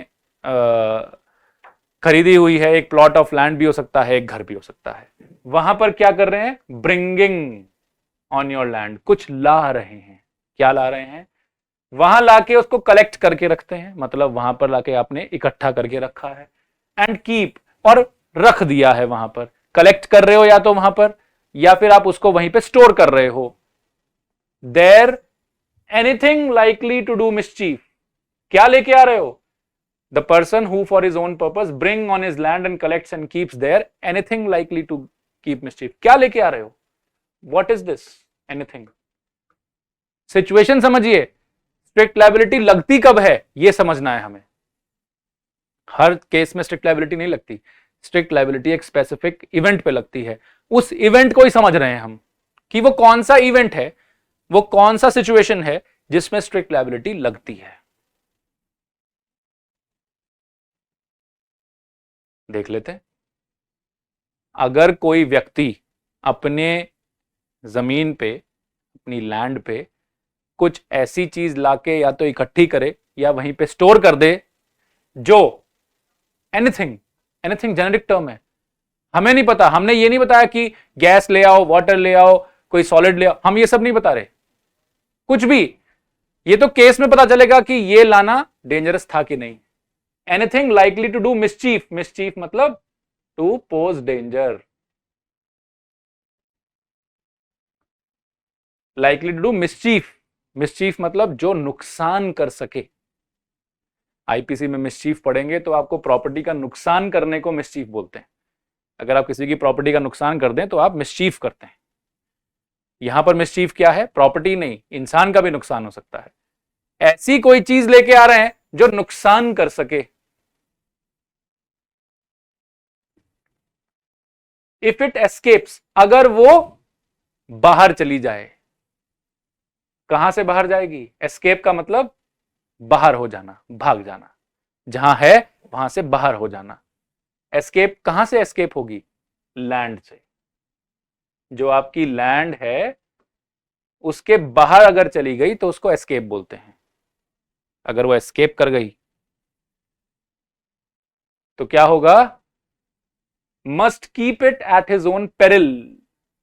पहले तो हिदायत दे रहा है कि अगर ऐसी कोई चीज लाओ अपने लैंड पे जो नुकसान कर सकती है तो अपने लैंड के अंदर अंदर रखो। मतलब जो नुकसान है वो खुद के लिए रखो, बाहर नहीं जानी चाहिए। अगर बाहर जाती है और वो नुकसान कर सकती है, and if he does not do so, is prima facie answerable for all the damage which is the natural consequence of its escape. Prima facie answerable. प्रथम दृष्टया आप उत्तर के दायित्व में हैं, मतलब उत्तर देने के लिए क्या बोलेंगे,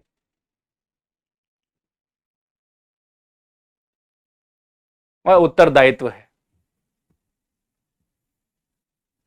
प्राइमा फेसी, प्रथम दृष्टया आपको उत्तर देना ही पड़ेगा कि क्या हुआ जी, ये तो नुकसान कर दिया आपने। इसका मतलब क्या है यहां पर? अगर आप, क्योंकि प्राइमा फेसाई कब नहीं होगा, प्रथम दृष्टया कब नहीं होगा? जब मैं ये पूछूंगा हाँ भाई तुमने ध्यान दिया था पूरा, वो बताएगा कि हाँ सर मैंने ध्यान दिया है। हम तो जा ही नहीं रहे उस कंट्रोवर्सी में। हम तो कह रहे हैं कि आप तो प्रथम दृष्टया ही आंसरेबल हैं। आंसरेबल का मतलब लायबल, और प्राइमा फेसाई का मतलब इवन इफ नो नेग्लिजेंस। तो इसका मतलब नेग्लिजेंस हो या ना हो, ठीक है ना, no negligence, liable, prima facie answerable. आप अगर ये सिचुएशन प्रूव कर दी प्लेंटिफ ने कि देखिए ये अपनी जमीन पे एक ऐसी वस्तु लेके आया, वहां पर रखा, जिसके एस्केप करने से, एस्केप मतलब उस लैंड के बाहर जाने से मेरा नुकसान हो गया, मेरी प्रॉपर्टी का नुकसान हुआ या मेरा नुकसान हुआ पर्सनली। देखिए इसने ऐसा किया, तो आप प्राइमा फेसाई आंसरेबल हैं। प्राइमा फेसाई मतलब प्रथम दृष्टया, हम तो मान के ही चल रहे हैं कि आप आंसरेबल हैं। हम तो पूछ ही नहीं रहे कि आपने ध्यान दिया था कि नहीं। बस वो एस्केप करनी चाहिए, आपकी लैंड से बाहर आनी चाहिए। एक बार ये समझ में आ गया कि लैंड से बाहर आ गई है तो आपको हम आंसरेबल कर देंगे, मतलब लायबिलिटी डाल देंगे। यही तो है नेग्लिजेंस नो नेग्लिजेंस, यहां से आ गया। अब इसको पढ़ने से बनते हैं 4 इंग्रेडिएंट्स, बड़े इंपॉर्टेंट। क्या क्या इंग्रेडिएंट हैं इसमें? पहला इंग्रेडिएंट तो ये है कि कोई इनसे पूछे कि ये जो थिंग है ये कैसा थिंग है, what kind of thing is this. देखो आपको इंग्रेडिएंट सही नजर आ जाएंगे अभी। अब मेरे लिए आसान हो गया ना इसको समझाना, क्योंकि आप ये जो एनीथिंग है ये थिंग क्या है, क्या चीज है ये। देखो लिखा है anything likely to do mischief, anything likely to do mischief. अब इसमें एक प्रॉब्लम आ जाती है। एग्जाम्पल के तौर पे आपके घर में एक गैस सिलेंडर आता है, एक कनेक्शन पे 2 मिलते हैं, तो 2 गैस सिलेंडर जो आपके पास रखे हुए हैं वो दोनों गैस सिलेंडर बड़ी खतरनाक चीज है। लाइकली टू डू मिसचीफ मतलब नुकसान करने योग्य आइटम है वो। आपके घर की छत पे एक पानी की टंकी रखी हुई है, मैं बहुत नॉर्मल से एग्जांपल दे रहा हूं जिससे कि आप उससे कनेक्ट कर जाएं। आपके घर के छत पे एक पानी की टंकी रखी हुई है। मुझे रायलैंड वर्सेस फ्लेचर का फैक्ट देने से कोई दिलचस्पी नहीं है, ये सब चीजें तो हम जब कोर्स होगा तब पढ़ लेंगे।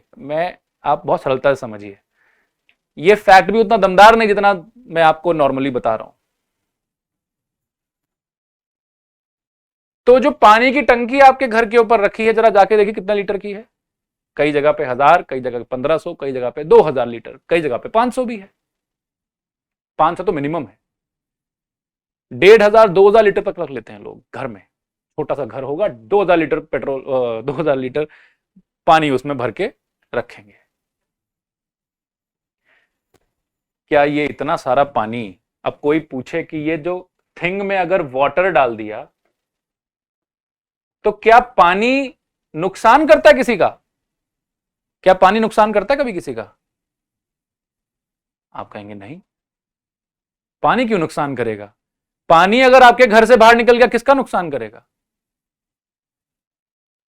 और अगर ऐसी बात है तो हर घर में पानी का स्टोरेज बहुत जरूरी है, क्योंकि पानी दिन भर तो सप्लाई से आता नहीं। सप्लाई से पानी सुबह आता है, कभी शाम को आता है। सप्लाई मतलब जो गवर्नमेंट आपको पानी देती है, गंगा वाटर कहें, जो मर्जी कहें। सबमर्सिबल्स लगाना हर जगह पॉसिबल नहीं, क्योंकि आप ग्राउंड वाटर खराब करेंगे। तो क्या तरीका है? स्टोरेज करो। तो स्टोरेज भी एक लेजिटिमेट वे है किसी भी चीज को रखने के लिए, लेकिन स्टोरेज कितनी करो? पहली चीज तो यह कि क्या पानी नुकसान करेगा? आप कह रहे हो नहीं, पानी नुकसान नहीं करता। कितना पानी नुकसान नहीं करता अब आप बताइए।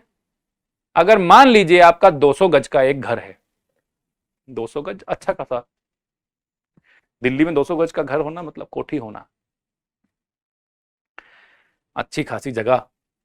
उस 200 गज के घर के ऊपर आपने पूरे 200 गज में एक वाटर टैंक बना दिया और अच्छा खासा हाइट देके उसमें कम से कम 1 लाख 2 लाख लीटर पानी स्टोर कर लिया कि मुझे तो अगले 6 महीने पानी की जरूरत ही ना पड़े, मैं इतना पानी स्टोर करके रख लूं।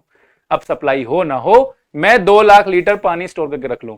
आपने अपने मोहल्लों में पानी की टंकी देखी होगी, ये गोल गोल सी जो लगी रहती है, एक स्ट्रक्चर होता है ना एक, और उसमें पिलर्स लगे होते हैं।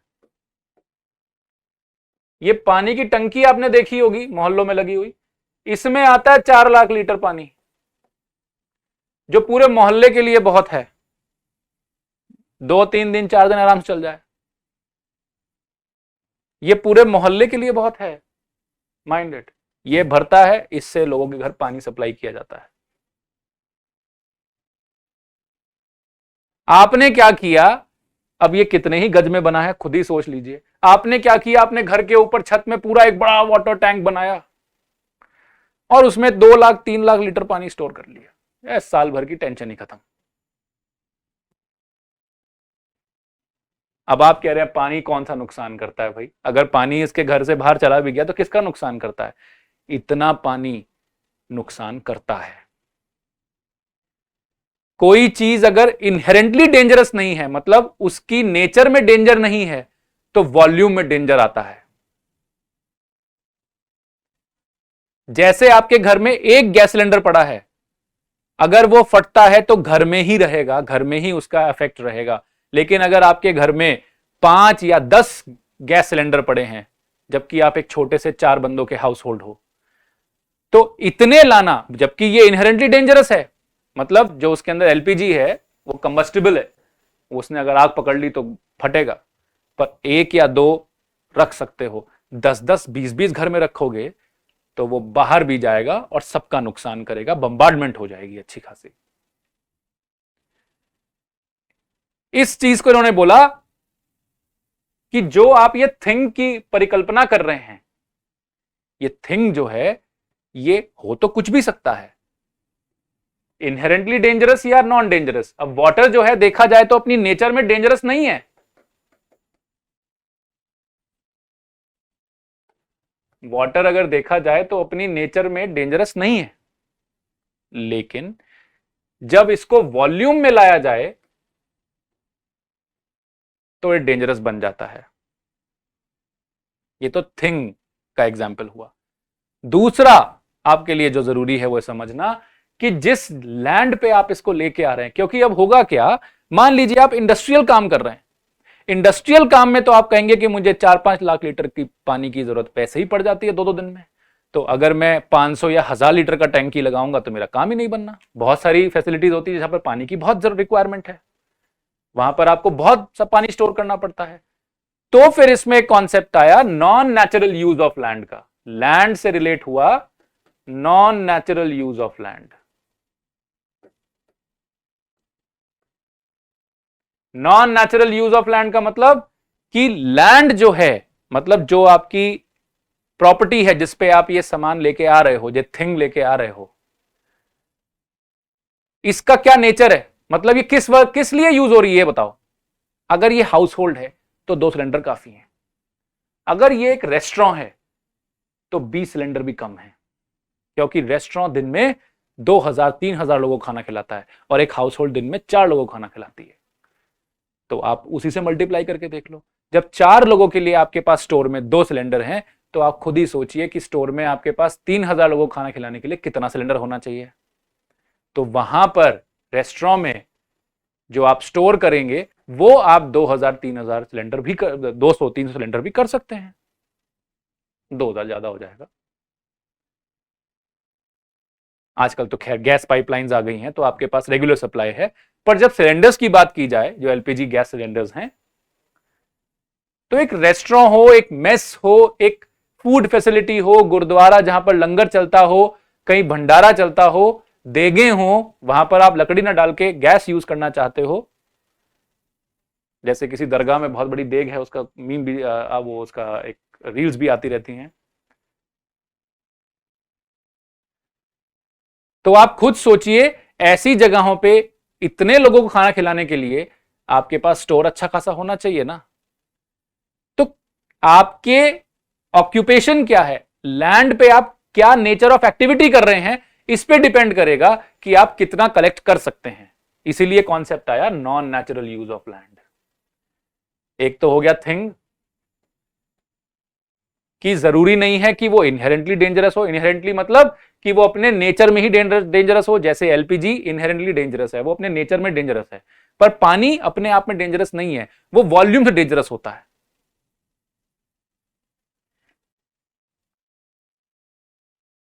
आई बात समझ? ऐसे ही घर में आप माचिस की डिब्बियां ले आओ, 100 ले आइए, 50 ले आइए, लेकिन अगर आप 1 लाख माचिस की डिब्बी घर में रख लें तो वो डेंजर हो जाएगी। अब माचिस की एक डिब्बी इनहेरेंटली डेंजरस नहीं है, उसको जला लीजिए, ज्यादा कुछ आग नहीं लगती, लेकिन 1 लाख, अगर एक भी डिब्बी जल गई, 1 लाख डिब्बियां पड़ी हुई हैं, क्या हालत होगी आप खुद सोचिए। तो भले ही कोई चीज अपने आप में डेंजरस ना हो, वो वॉल्यूम से डेंजरस हो जाती है। तो थिंग में इनहेरेंटली डेंजरस और otherwise both will come, land में it should not be non natural use of land. Third, it should escape. Escape मतलब it should leave the premises, वो प्रॉपर्टी से बाहर होना चाहिए। जैसे एक बड़ा अच्छा एग्जांपल है इसमें, और बहुत ही बार दिया भी जाता है, कि अगर आप एक जहरीला पेड़ घर में लगाते हैं, अगर वो दीवार से बाहर उसकी ब्रांचेस नहीं जा रही हैं, जो उसकी शाखाएं हैं, अगर वो दीवार से, आपके घर की दीवार से बाहर नहीं जा रही हैं, और कोई अंदर आके उसका हाथ मार के फ्रूट ले ले, वो जो पॉइजनस फ्रूट है वो खा ले, तो आपकी गलती नहीं है। लेकिन अगर उसकी शाखा बाहर जा रही है दीवार से और वो बाहर से तोड़ के खा ले, तो आपकी गलती है। एस्केप मतलब it should leave your property. If it is inside your property, no problem. It leaves your property and it commits difficulty, it commits damage, destruction, you are liable. Escape समझ में आया जी? Must keep at his own peril. Peril का मतलब होता है danger. अपनी property में अपने नुकसान पे रख लो, दूसरे का नुकसान नहीं होना चाहिए। And then collects and keep, ये तो आप समझ ही गए। collects and keep मतलब अपने non natural use of land में उसको कलेक्ट करता है और वहीं पे रख देता है। मैंने आपको यही समझा दिया, जबकि इंग्रेडिएंट आगे लिखे हुए हैं, देखो, bring on his land, land से आता है non natural use of land. Non natural मतलब you will see the nature of activity और nature of that land, how it is used, for what purpose it is used, for what purpose it is used. Collects and keeps, nature of the things. Collects and keeps मतलब वहां जाके collect कर देता है, माचिस की डिब्बियां लाके store करती, कलेक्ट कर दी। नहीं तो रोज रोज माचिस की डिब्बियां यहां पे लाता है, स्टोर नहीं कर रहा है, लेकिन वहां पर लाके कलेक्ट करता है, फिर आगे चलती रहती हैं। तो अल्टीमेटली एक प्रोसेस है, लेकिन वहीं पे कलेक्ट हो रही है सब, वहीं असेंबल हो रहा है सब। पानी भी इतना कौन असेंबल करता है भाई? Clear? Likely to do mischief, danger ingrained in the thing. Likely to do mischief मतलब वो नुकसान करने योग्य चीज है, और वो नुकसान करने योग्य कैसे बनती है? या तो वो इनग्रेन्ड होगी डेंजर, मतलब इनहेरेंटली डेंजरस होगी, जैसे आग, जैसे और कोई कंबस्टिबल मटेरियल, या फिर वॉल्यूम के हिसाब से होगी। इसमें सबसे अच्छा एग्जांपल सुनिए, अगर आप किसी पटाखे की फैक्ट्री में है, तो पटाखे की फैक्ट्री में अंदर बहुत सारा बारूद पड़ा है, वो बारूद जो आपने वहां लाके कलेक्ट किया और रखा है स्टोर में, ये इनहेरेंटली डेंजरस है। पर ये क्या है? ये non natural use of land नहीं है। क्यों? क्योंकि नेचर ऑफ एक्टिविटी में ये सब करना जरूरी है। इस एग्जाम्पल को ध्यान रखिएगा। एस्केप आप समझ ही चुके हैं, एस्केप मतलब leave the property, leave the land, land को लीव करे, वो बाहर हो जाए उससे, और तब नुकसान करे। आपने घर में 4-4 ब्लड हाउंड्स रखे हुए हैं, ऐसे डॉग फेरोशियस रखे हुए हैं जो किसी को भी काट लें तो खत्म हो जाए, पिटबुल, टिबेशियन मैस्टिफ, ना जाने कौन कौन से और बड़े खतरनाक खतरनाक से होते हैं, ये सब रखे हुए हैं, बड़े सारे रखे हुए हैं, 10-15। इतने की क्या जरूरत है? ये बाहर चले जाए तो काट पीट के सब खत्म कर दें। अपने घर में रखो, बाहर नहीं जाने चाहिए। अगर वो कूद के भी बाहर चला गया तो आपने वो, अब आप कहें कि यार दीवार इतनी ऊंची लगवाई है सर, हमारी क्या गलती? हमारे कोई नेग्लिजेंस नहीं किया, हमने संगली भी बांधी हुई थी, जिसको आप लीश बोलते हैं अंग्रेजी में, हमने इसको लीश भी किया हुआ था, इसको बांध के रखा हुआ था। कभी कभी बीच में 5 मिनट के लिए छोड़ देते हैं, अब ये जंप कर गया, ये हमें नहीं पता था कि इतना बड़ा जंप कर देता है, हमने तो अपने हिसाब से इसको बांध के रखा हुआ, हर चीज प्रोटेक्ट करके रखी हुई, तो हमारी नेग्लिजेंस तो नहीं है, पर हम वो सुन ही नहीं रहे। प्राइमा फेसाई आंसरेबल हो आप, क्योंकि ये लाइकली टू डू मिसचीफ है जी। आपको ट्रेन करना चाहिए था इसको, जिससे ना काटे, नहीं तो और कुछ नहीं तो इंजेक्शन डालो जिससे काटने का फर्क ना पड़े, फिर भी नुकसान तो कर ही देगा, कैनाइंस है, लाइकली टू डू मिसचीफ।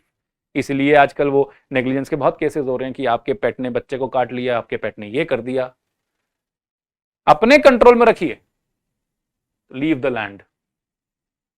ये 4 इंग्रेडिएंट्स हैं जो लगते हैं, और इसमें जो डिफेंस आपको मिलता है वो है consent of the plaintiff, default of the plaintiff, act of God, act of a stranger. अगर कोई स्ट्रेंजर का एक्ट है, फॉर एग्जाम्पल आपके घर में पेड़ तो लगा हुआ है पॉइजनस, लेकिन वो बाहर नहीं जा रहा, एक आदमी आया, कोई और, आपने कुछ नहीं किया, कोई बाहर से एक आदमी आया, उसने थोड़ा सा पेड़ को ऐसे झंझोड़ के बाहर की तरफ कर दिया, इसमें आपकी गलती नहीं, अब आप बच जाएंगे। ऐसे ही एक्ट ऑफ गॉड में आपको समझा ही चुका हूं, default of the plaintiff, plaintiff's own fault, plaintiff की अपनी गलती है, और consent of the plaintiff, plaintiff ने हां करा था कि अगर कोई नुकसान हो जाए तो मैं लायबल नहीं करूंगा आपको, तो प्लेंटिफ की खुद की हां थी इसमें कि कोई बात नहीं, अगर ये आ भी रहा है तो कोई नहीं। जैसे हमने पूछ लिया पड़ोसी से कि भाई 10 सिलेंडर घर में आ रहे हैं तो आपको कोई दिक्कत तो नहीं है, हाँ हाँ कोई दिक्कत नहीं है, तो प्लेंटिफ ने खुद हाँ करी है। तो ये 4 डिफेंस मिल जाते हैं, 1-2 डिफेंसेस इसमें और है, लेकिन ये मेजर डिफेंसेस रायलेट वर्सेस फ्लेचर में थे। अब हम आते हैं ये समझने में कि एब्सोल्यूट लायबिलिटी प्रिंसिपल फिर कहां लगती है। देखिए मैंने अभी आपको एग्जांपल दिया था एक पटाखे की फैक्ट्री का। पटाखे की फैक्ट्री में बहुत सारा बारूद रखना बहुत जरूरी है। क्यों? क्योंकि बहुत सारे पटाखे बने, लाखों लाखों उसमें जो लड़ियां होती हैं, और वो सब क्या छोटे छोटे पटाखे रहते हैं, बिजली बम और वो सुतली बम क्या क्या है ना, वो दिवाली पे मिलता है। दिल्ली में तो खैर सब बैन हो गया, पर आपके शहरों में भी है ये सुविधा कि you can burst the crackers on Diwali and other occasions. तो पटाखे बर्स्ट करते किस वजह से हैं? क्योंकि उसमें गन पाउडर है, जो वो होती है छोटी सी वायर, सुतली जो भी बोलते हैं उसको, उसमें आग लगाइए तो वो गन पाउडर तक लेके जाता है आग को। जैसे गन में प्राइमर होता है, ऐसे ही यहां पर ये कुछ होता होगा। और गन पाउडर में जैसे ही आग लगती है तो आपने लॉर्ड एक्टन का एक स्टेटमेंट सुना होगा, what acceptance does to the offer is what a lighted matchstick does to the gunpowder। मतलब अगर आप लाइटेड मैचस्टिक गन पाउडर पे लगा दें तो गन पाउडर एकदम से धुआं होके खत्म हो जाता है। यहां पर वो एक प्रेशर में है तो वो बर्स्ट हो जाता है फटाफट, और वही वो आनंद लेते हैं आप उस आवाज का, वही तो आनंद है सारा क्रैकर्स का। तो गन पाउडर जो आपका है वो एक हाईली कंबस्टिबल मटेरियल है और हाईली डेंजरस, और वहां पर वो बहुत ज्यादा क्वांटिटी में पड़ा हुआ है। कहां पड़ा हुआ है? फैक्ट्री के अंदर। फैक्ट्री के अंदर तो लोग काम कर रहे हैं, ध्यान सुनिएगा इस एग्जांपल को। फैक्ट्री के अंदर लोग काम कर रहे हैं तो उनको डेंजर नहीं है क्या? ये तो इनहेरेंटली डेंजरस एक्टिविटी है। इनहेरेंटली मतलब जो वो प्रोडक्ट है, जो थिंग है, वो अपने आप में बहुत डेंजरस है। वो वॉल्यूम की जरूरत नहीं है, छोटा भी बहुत डेंजरस है। फॉर एग्जाम्पल अगर आप किसी ऐसी फैक्ट्री में है जहां पर गन्स बनती हूं, चलो गन्स नहीं, बुलेट्स बनती हूं, और आप बुलेट्स का जो एक जैकेट, एक मेटल जैकेट होता है बुलेट का, जैसे कि एक बुलेट होती है जिसका एक मेटल जैकेट होता है पीछे वाला हिस्सा, और आगे आपकी बुलेट होती है। ये बुलेट उस मेटल जैकेट से बाहर निकलती है और जाके हिट करती है। इसके अंदर यहां पर गन पाउडर भरा हुआ है। अब सोचिए जिस जगह पर आप ये असेंबल करते हैं, जिस जगह पर आप ये असेंबल करते हैं कि मेटल जैकेट में बुलेट को इंसर्ट करते हैं और फिर उसको आप हिट करते हैं और वो इंसान को लग जाती है, तो जो इसको कर रहा है अगर गलती से वो छूट गई, गलती से कोई प्राइमर पे हिट कर गया, गलती से कोई भी प्रेशर पड़ गया उस पे, या गन पाउडर पे एक बार प्रेशर पड़ गया, ये बुलेट सीधा किसी को भी लग सकती है। अब आप स्ट्रिक्ट लायबिलिटी प्रिंसिपल पे आइए, वहां पर एक इंग्रेडिएंट है। क्या इंग्रेडिएंट है? कि पहली बात तो non natural use of land नहीं होना चाहिए। तो एक फैक्ट्री में जहां पर बुलेट्स को मेटल जैकेट्स में डाला जाता है, वो तो non natural use of land नहीं है, वो तो काम ही, नेचर ही यही है उसका एक्टिविटी का। इंडस्ट्रियल काम थोड़ी रोक देंगे आप, वो इसीलिए बनाई गई है जगह जिससे कि आप ये काम कर सकें। जहां पटाखे बनाए जा रहे हैं वो जगह तो पटाखे बनाने के लिए ही रिजर्व करी गई है, उसने बोला कि मैं यहां पटाखे बनाऊंगा, तो non natural use of land तो नहीं है। वहां कोई वो अननेचुरल काम तो नहीं कर रहा, अननेचुरल मतलब अनयूजुअल काम तो नहीं कर रहा, उसका यूजुअल काम यही है। दूसरा, यहां से वो एस्केप नहीं कर रहा, जो गन पाउडर है वो अंदर ही है, जो बुलेट्स हो रही हैं वो उस प्रेमाइसिस के अंदर हो रहा है। तो जो अंदर लोग हैं उनकी सुरक्षा का कोई ध्यान नहीं रखना क्या? अब स्ट्रिक्ट लायबिलिटी प्रिंसिपल के हिसाब से अगर कोई बुलेट अंदर छूट जाए और किसी के लग जाए, अगर ये न्यूक्लियर फैसिलिटी हो, कोई न्यूक्लियर फिजन, कोई भी रिएक्शन हो जाए और वो लीक हो जाए रेडियो एक्टिव मटेरियल और वहां के लोग मर जाएं, तो उनका ध्यान नहीं रखना क्या? उनकी कोई परवाह नहीं है, उन पे कोई लायबिलिटी नहीं है। स्ट्रिक्ट लायबिलिटी में इस एस्पेक्ट को नहीं डील किया गया है, क्योंकि वहां पर non natural use of land और एस्केप के चक्कर में ये अंदर जो रहने वाले लोग हैं इनकी सुरक्षा का वो ध्यान नहीं रख पा रहा है, इस पे लायबिलिटी नहीं बन पा रही।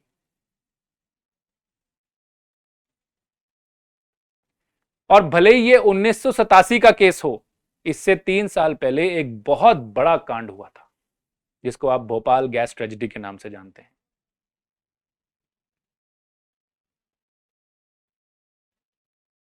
उसमें भी यही प्रॉब्लम फेस कर रहे थे कि जो अंदर रहने वाले थे उनका क्या, प्रेमाइस के अंदर। वैसे तो वहां पर जो पॉइजनस गैस थी वो एस्केप कर गई थी फैसिलिटी को, इसीलिए जो आसपास सराउंडिंग एरियाज थे वो सब अफेक्ट हो गए, और उनको भी एब्सोल्यूट लायबिलिटी प्रिंसिपल से लायबल करने के लिए इस केस का इस्तेमाल किया गया था। पर अब बात यह है कि जो प्रेमाइस के अंदर हैं और ये non natural use of land नहीं हो रही, तो तब कैसे लायबिलिटी लगाओगे? क्योंकि हमने ये समझाया कोर्ट को कि कुछ ऐसे इनहेरेंटली डेंजरस एक्टिविटी हैं, इनहेरेंटली मतलब वो जो अपने नेचर में ही बहुत डेंजरस हैं, कुछ ऐसी इनहेरेंटली डेंजरस एक्टिविटी हैं जिनको अगर कंटेन नहीं किया गया तो बड़ा नुकसान हो जाएगा। कंटेन कैसे करना है कि जो अंदर वाले लोग भी हैं, भले ये नेचुरल यूज ऑफ लैंड हो, मतलब यूजुअल हो, आपने लाइसेंस दिया हुआ है उनको ये काम करने का, लेकिन जो अंदर रहने वाले इंसान हैं इनको भी प्रोटेक्शन मिले, इसीलिए बना एब्सोल्यूट लायबिलिटी प्रिंसिपल। क्योंकि non natural use of land और एस्केप की वजह से स्ट्रिक्ट लायबिलिटी प्रिंसिपल इन केसेस पे नहीं लग रही थी, इसीलिए MC Mehta versus union of India में केस में सुप्रीम कोर्ट ने एक अपना ही सिचुएशन बनाया जो उससे ग्रेव है, और दूसरा डिफेंस खत्म कर दिए, और ये non natural use of land, ये एस्केप, ये सब चीजें हटा दी। अब क्या बोल दिया कि अगर आप कोई इनहेरेंटली डेंजरस या हजार्डस एक्टिविटी कर रहे हैं, जैसे कि पटाखे बनाना, ऑर्डिनेंस फैक्ट्री में बुलेट्स बनाना, या फिर ये जो आपके आर्टिलरी शेल्स होती हैं ये बनाना, इनको बनाना, इनके अंदर कितना गन पाउडर, कितने शेल्स होती हैं, खुद सोचिए, वो पैलेट्स भी तो होते हैं छोटे छोटे, वॉर हेड्स बनाना, न्यूक्लियर वॉर हेड्स बनाना, जहां पर डेंजर इन्वॉल्व है, या कोई ऐसे पॉइजनस सब्सटेंसेस से डील करना, for example those labs in which you are creating viruses that are very dangerous, deadly, जैसे कि कोरोना वाली लैब होती जहां पर कोरोना बन रहा था चाइना में, अगर ऐसा था तो डेंजरस वायरसेस से, बैक्टीरिया से या केमिकल्स से डील कर रहा है अगर आपका कोई एक्टिविटी, तो वो इनहेरेंटली डेंजरस है, हजार्डस है। अगर ऐसा कोई आप काम कर रहे हैं तो स्ट्रिक्ट लायबिलिटी नहीं लगेगी, फिर एब्सोल्यूट लायबिलिटी लगेगी, मतलब डिफेंस भी खत्म, अगर कोई नुकसान हुआ अंदर हो या बाहर, डिफेंस भी खत्म, आपको नुकसान की भरपाई करनी ही पड़ेगी, कुछ नहीं कर सकते। इसलिए क्या लिखा, the court observe that an enterprise which is engaged in hazardous और इनहेरेंटली डेंजरस, हजार्डस और इनहेरेंटली डेंजरस इंडस्ट्री, इसका मतलब एंटरप्राइज वर्ड यूज किया है और इंडस्ट्री वर्ड यूज किया है, ये सिर्फ व्यवसायों पे लगेगी, ये बिजनेसेस पे लगेगी। कौन से बिजनेस? जो ये बिजनेस कर रहे हैं जिसमें इनहेरेंटली डेंजरस और हजार्डस एक्टिविटी होती है, ये बिजनेस के अलावा हाउस होल्ड्स पे नहीं लगती। एब्सोल्यूट लायबिलिटी बहुत ही पर्टिकुलर हो गई और कम हो गई, मतलब और ग्रेव सिचुएशन आ गई एक, which poses a potential threat to the health and safety of the person working in the factory। जो फैक्ट्री के अंदर काम कर रहे हैं उनकी हेल्थ और उनकी सेफ्टी पे भी ये डेंजर है। And residing in the surrounding areas, और जो आसपास फैक्ट्री के रह रहे हैं उन पे भी डेंजर मंडरा रहा है। Owes an absolute and non delegable duty, सब कुछ यहां है। Absolute and non delegable duty, absolute and non delegable, delegable मतलब किसी पे थोप नहीं सकते, एब्सोल्यूट ड्यूटी है, किसी पे थोप भी नहीं सकते कि इसकी गलती उसकी गलती है, ये है वो है ऐसा वैसा। नॉन डेलिजिबल मतलब you can't delegate it to anyone. आप ये नहीं बोल सकते कि भगवान ने किया, एक्ट ऑफ गॉड। आप ये नहीं बोल सकते कि इसकी गलती, या इसने हां कर दी थी, या कोई और स्ट्रेंजर आ गया था, किसी पे नहीं थोप सकते, मतलब डिफेंस खत्म, इसकी उसकी करने की जरूरत ही नहीं। आपको क्या करना है, बस लायबल होना है to the community to ensure that no harm results to anyone on account of hazardous or inherently dangerous nature of the activity which it has undertaken। अब इंडस्ट्रियल रेवोल्यूशन से कुछ ऐसी एक्टिविटीज भी आ गई है ना जो बहुत डेंजरस है, उनको कंटेन करने के लिए इंडियन ज्यूरिस्प्रूडेंस में पहली बार लॉ ऑफ टॉर्ट्स में एब्सोल्यूट लायबिलिटी प्रिंसिपल को इवॉल्व किया गया। ये सुप्रीम कोर्ट की देन है, MC Mehta versus union of India 1987 का case. The enterprise must be held to be under an obligation to provide that the hazardous or inherently dangerous activity in which it is engaged must be conducted with the highest standards of safety। ये second point है जो आपको यहां पर याद रखना है। Highest standards of safety, इतने स्टैंडर्ड यूज करो कि वो हाईएस्ट हो उस वक्त के, और अगर कोई नई डेवलपमेंट आ गई तो वो भी इन्वॉल्व करो, कोई नई आ गई वो भी इन्वॉल्व इनकॉर्पोरेट करो। ये नहीं कि बस वहीं चले जा रहे हो जब बना था, जो जो नया नया सिक्योरिटी कंसर्न्स आपके जो सिक्योरिटी मेजर्स आपके आ रहे हैं, सब फटाफट हाईएस्ट जो है आपके वो इंग्रेन करते रहो, तो सब ठीक है। And if any harm results on account of such activity the enterprise must be absolutely liable to do what, to compensate for such harm. तो वो एब्सोल्युटली लायबल है, आप कुछ नहीं कर सकते। और इसी में कॉम्पेंसेशन देने की भी एक थ्योरी इवॉल्व कर दी जिसको बोलते हैं deep pocket theory. Deep pocket मतलब deeper the pocket higher the compensation. जितनी बड़ी एंटरप्राइज, जितना बड़ा प्रॉफिट, जितना वो कमाता है, उतना ही कॉम्पेंसेशन उसको देना पड़ेगा। इस एक्ट से आप कमा भी तो बहुत रहे हैं, तो जितना आप कमाते हैं, जितना आपका एक्सटेंड नेटवर्थ है, उसके हिसाब से कॉम्पेंसेशन भी फिक्स्ड होगा। बड़ी कंपनी है तो नुकसान की हो सकता है 1 करोड़ रुपया मिल जाए, 2 करोड़ रुपया मिल जाए। छोटी कंपनी है तो हो सकता है 1 लाख, 2 लाख, 3 लाख, 4 लाख, 10 लाख, जो भी कंपनी की वर्थ के हिसाब से आपको कॉम्पेंसेशन भी मिलेगा। इसी को बोलते हैं deep pocket theory. Deeper the pocket more the compensation, deep pocket theory, वो भी इसी में इवॉल्व करी गई थी।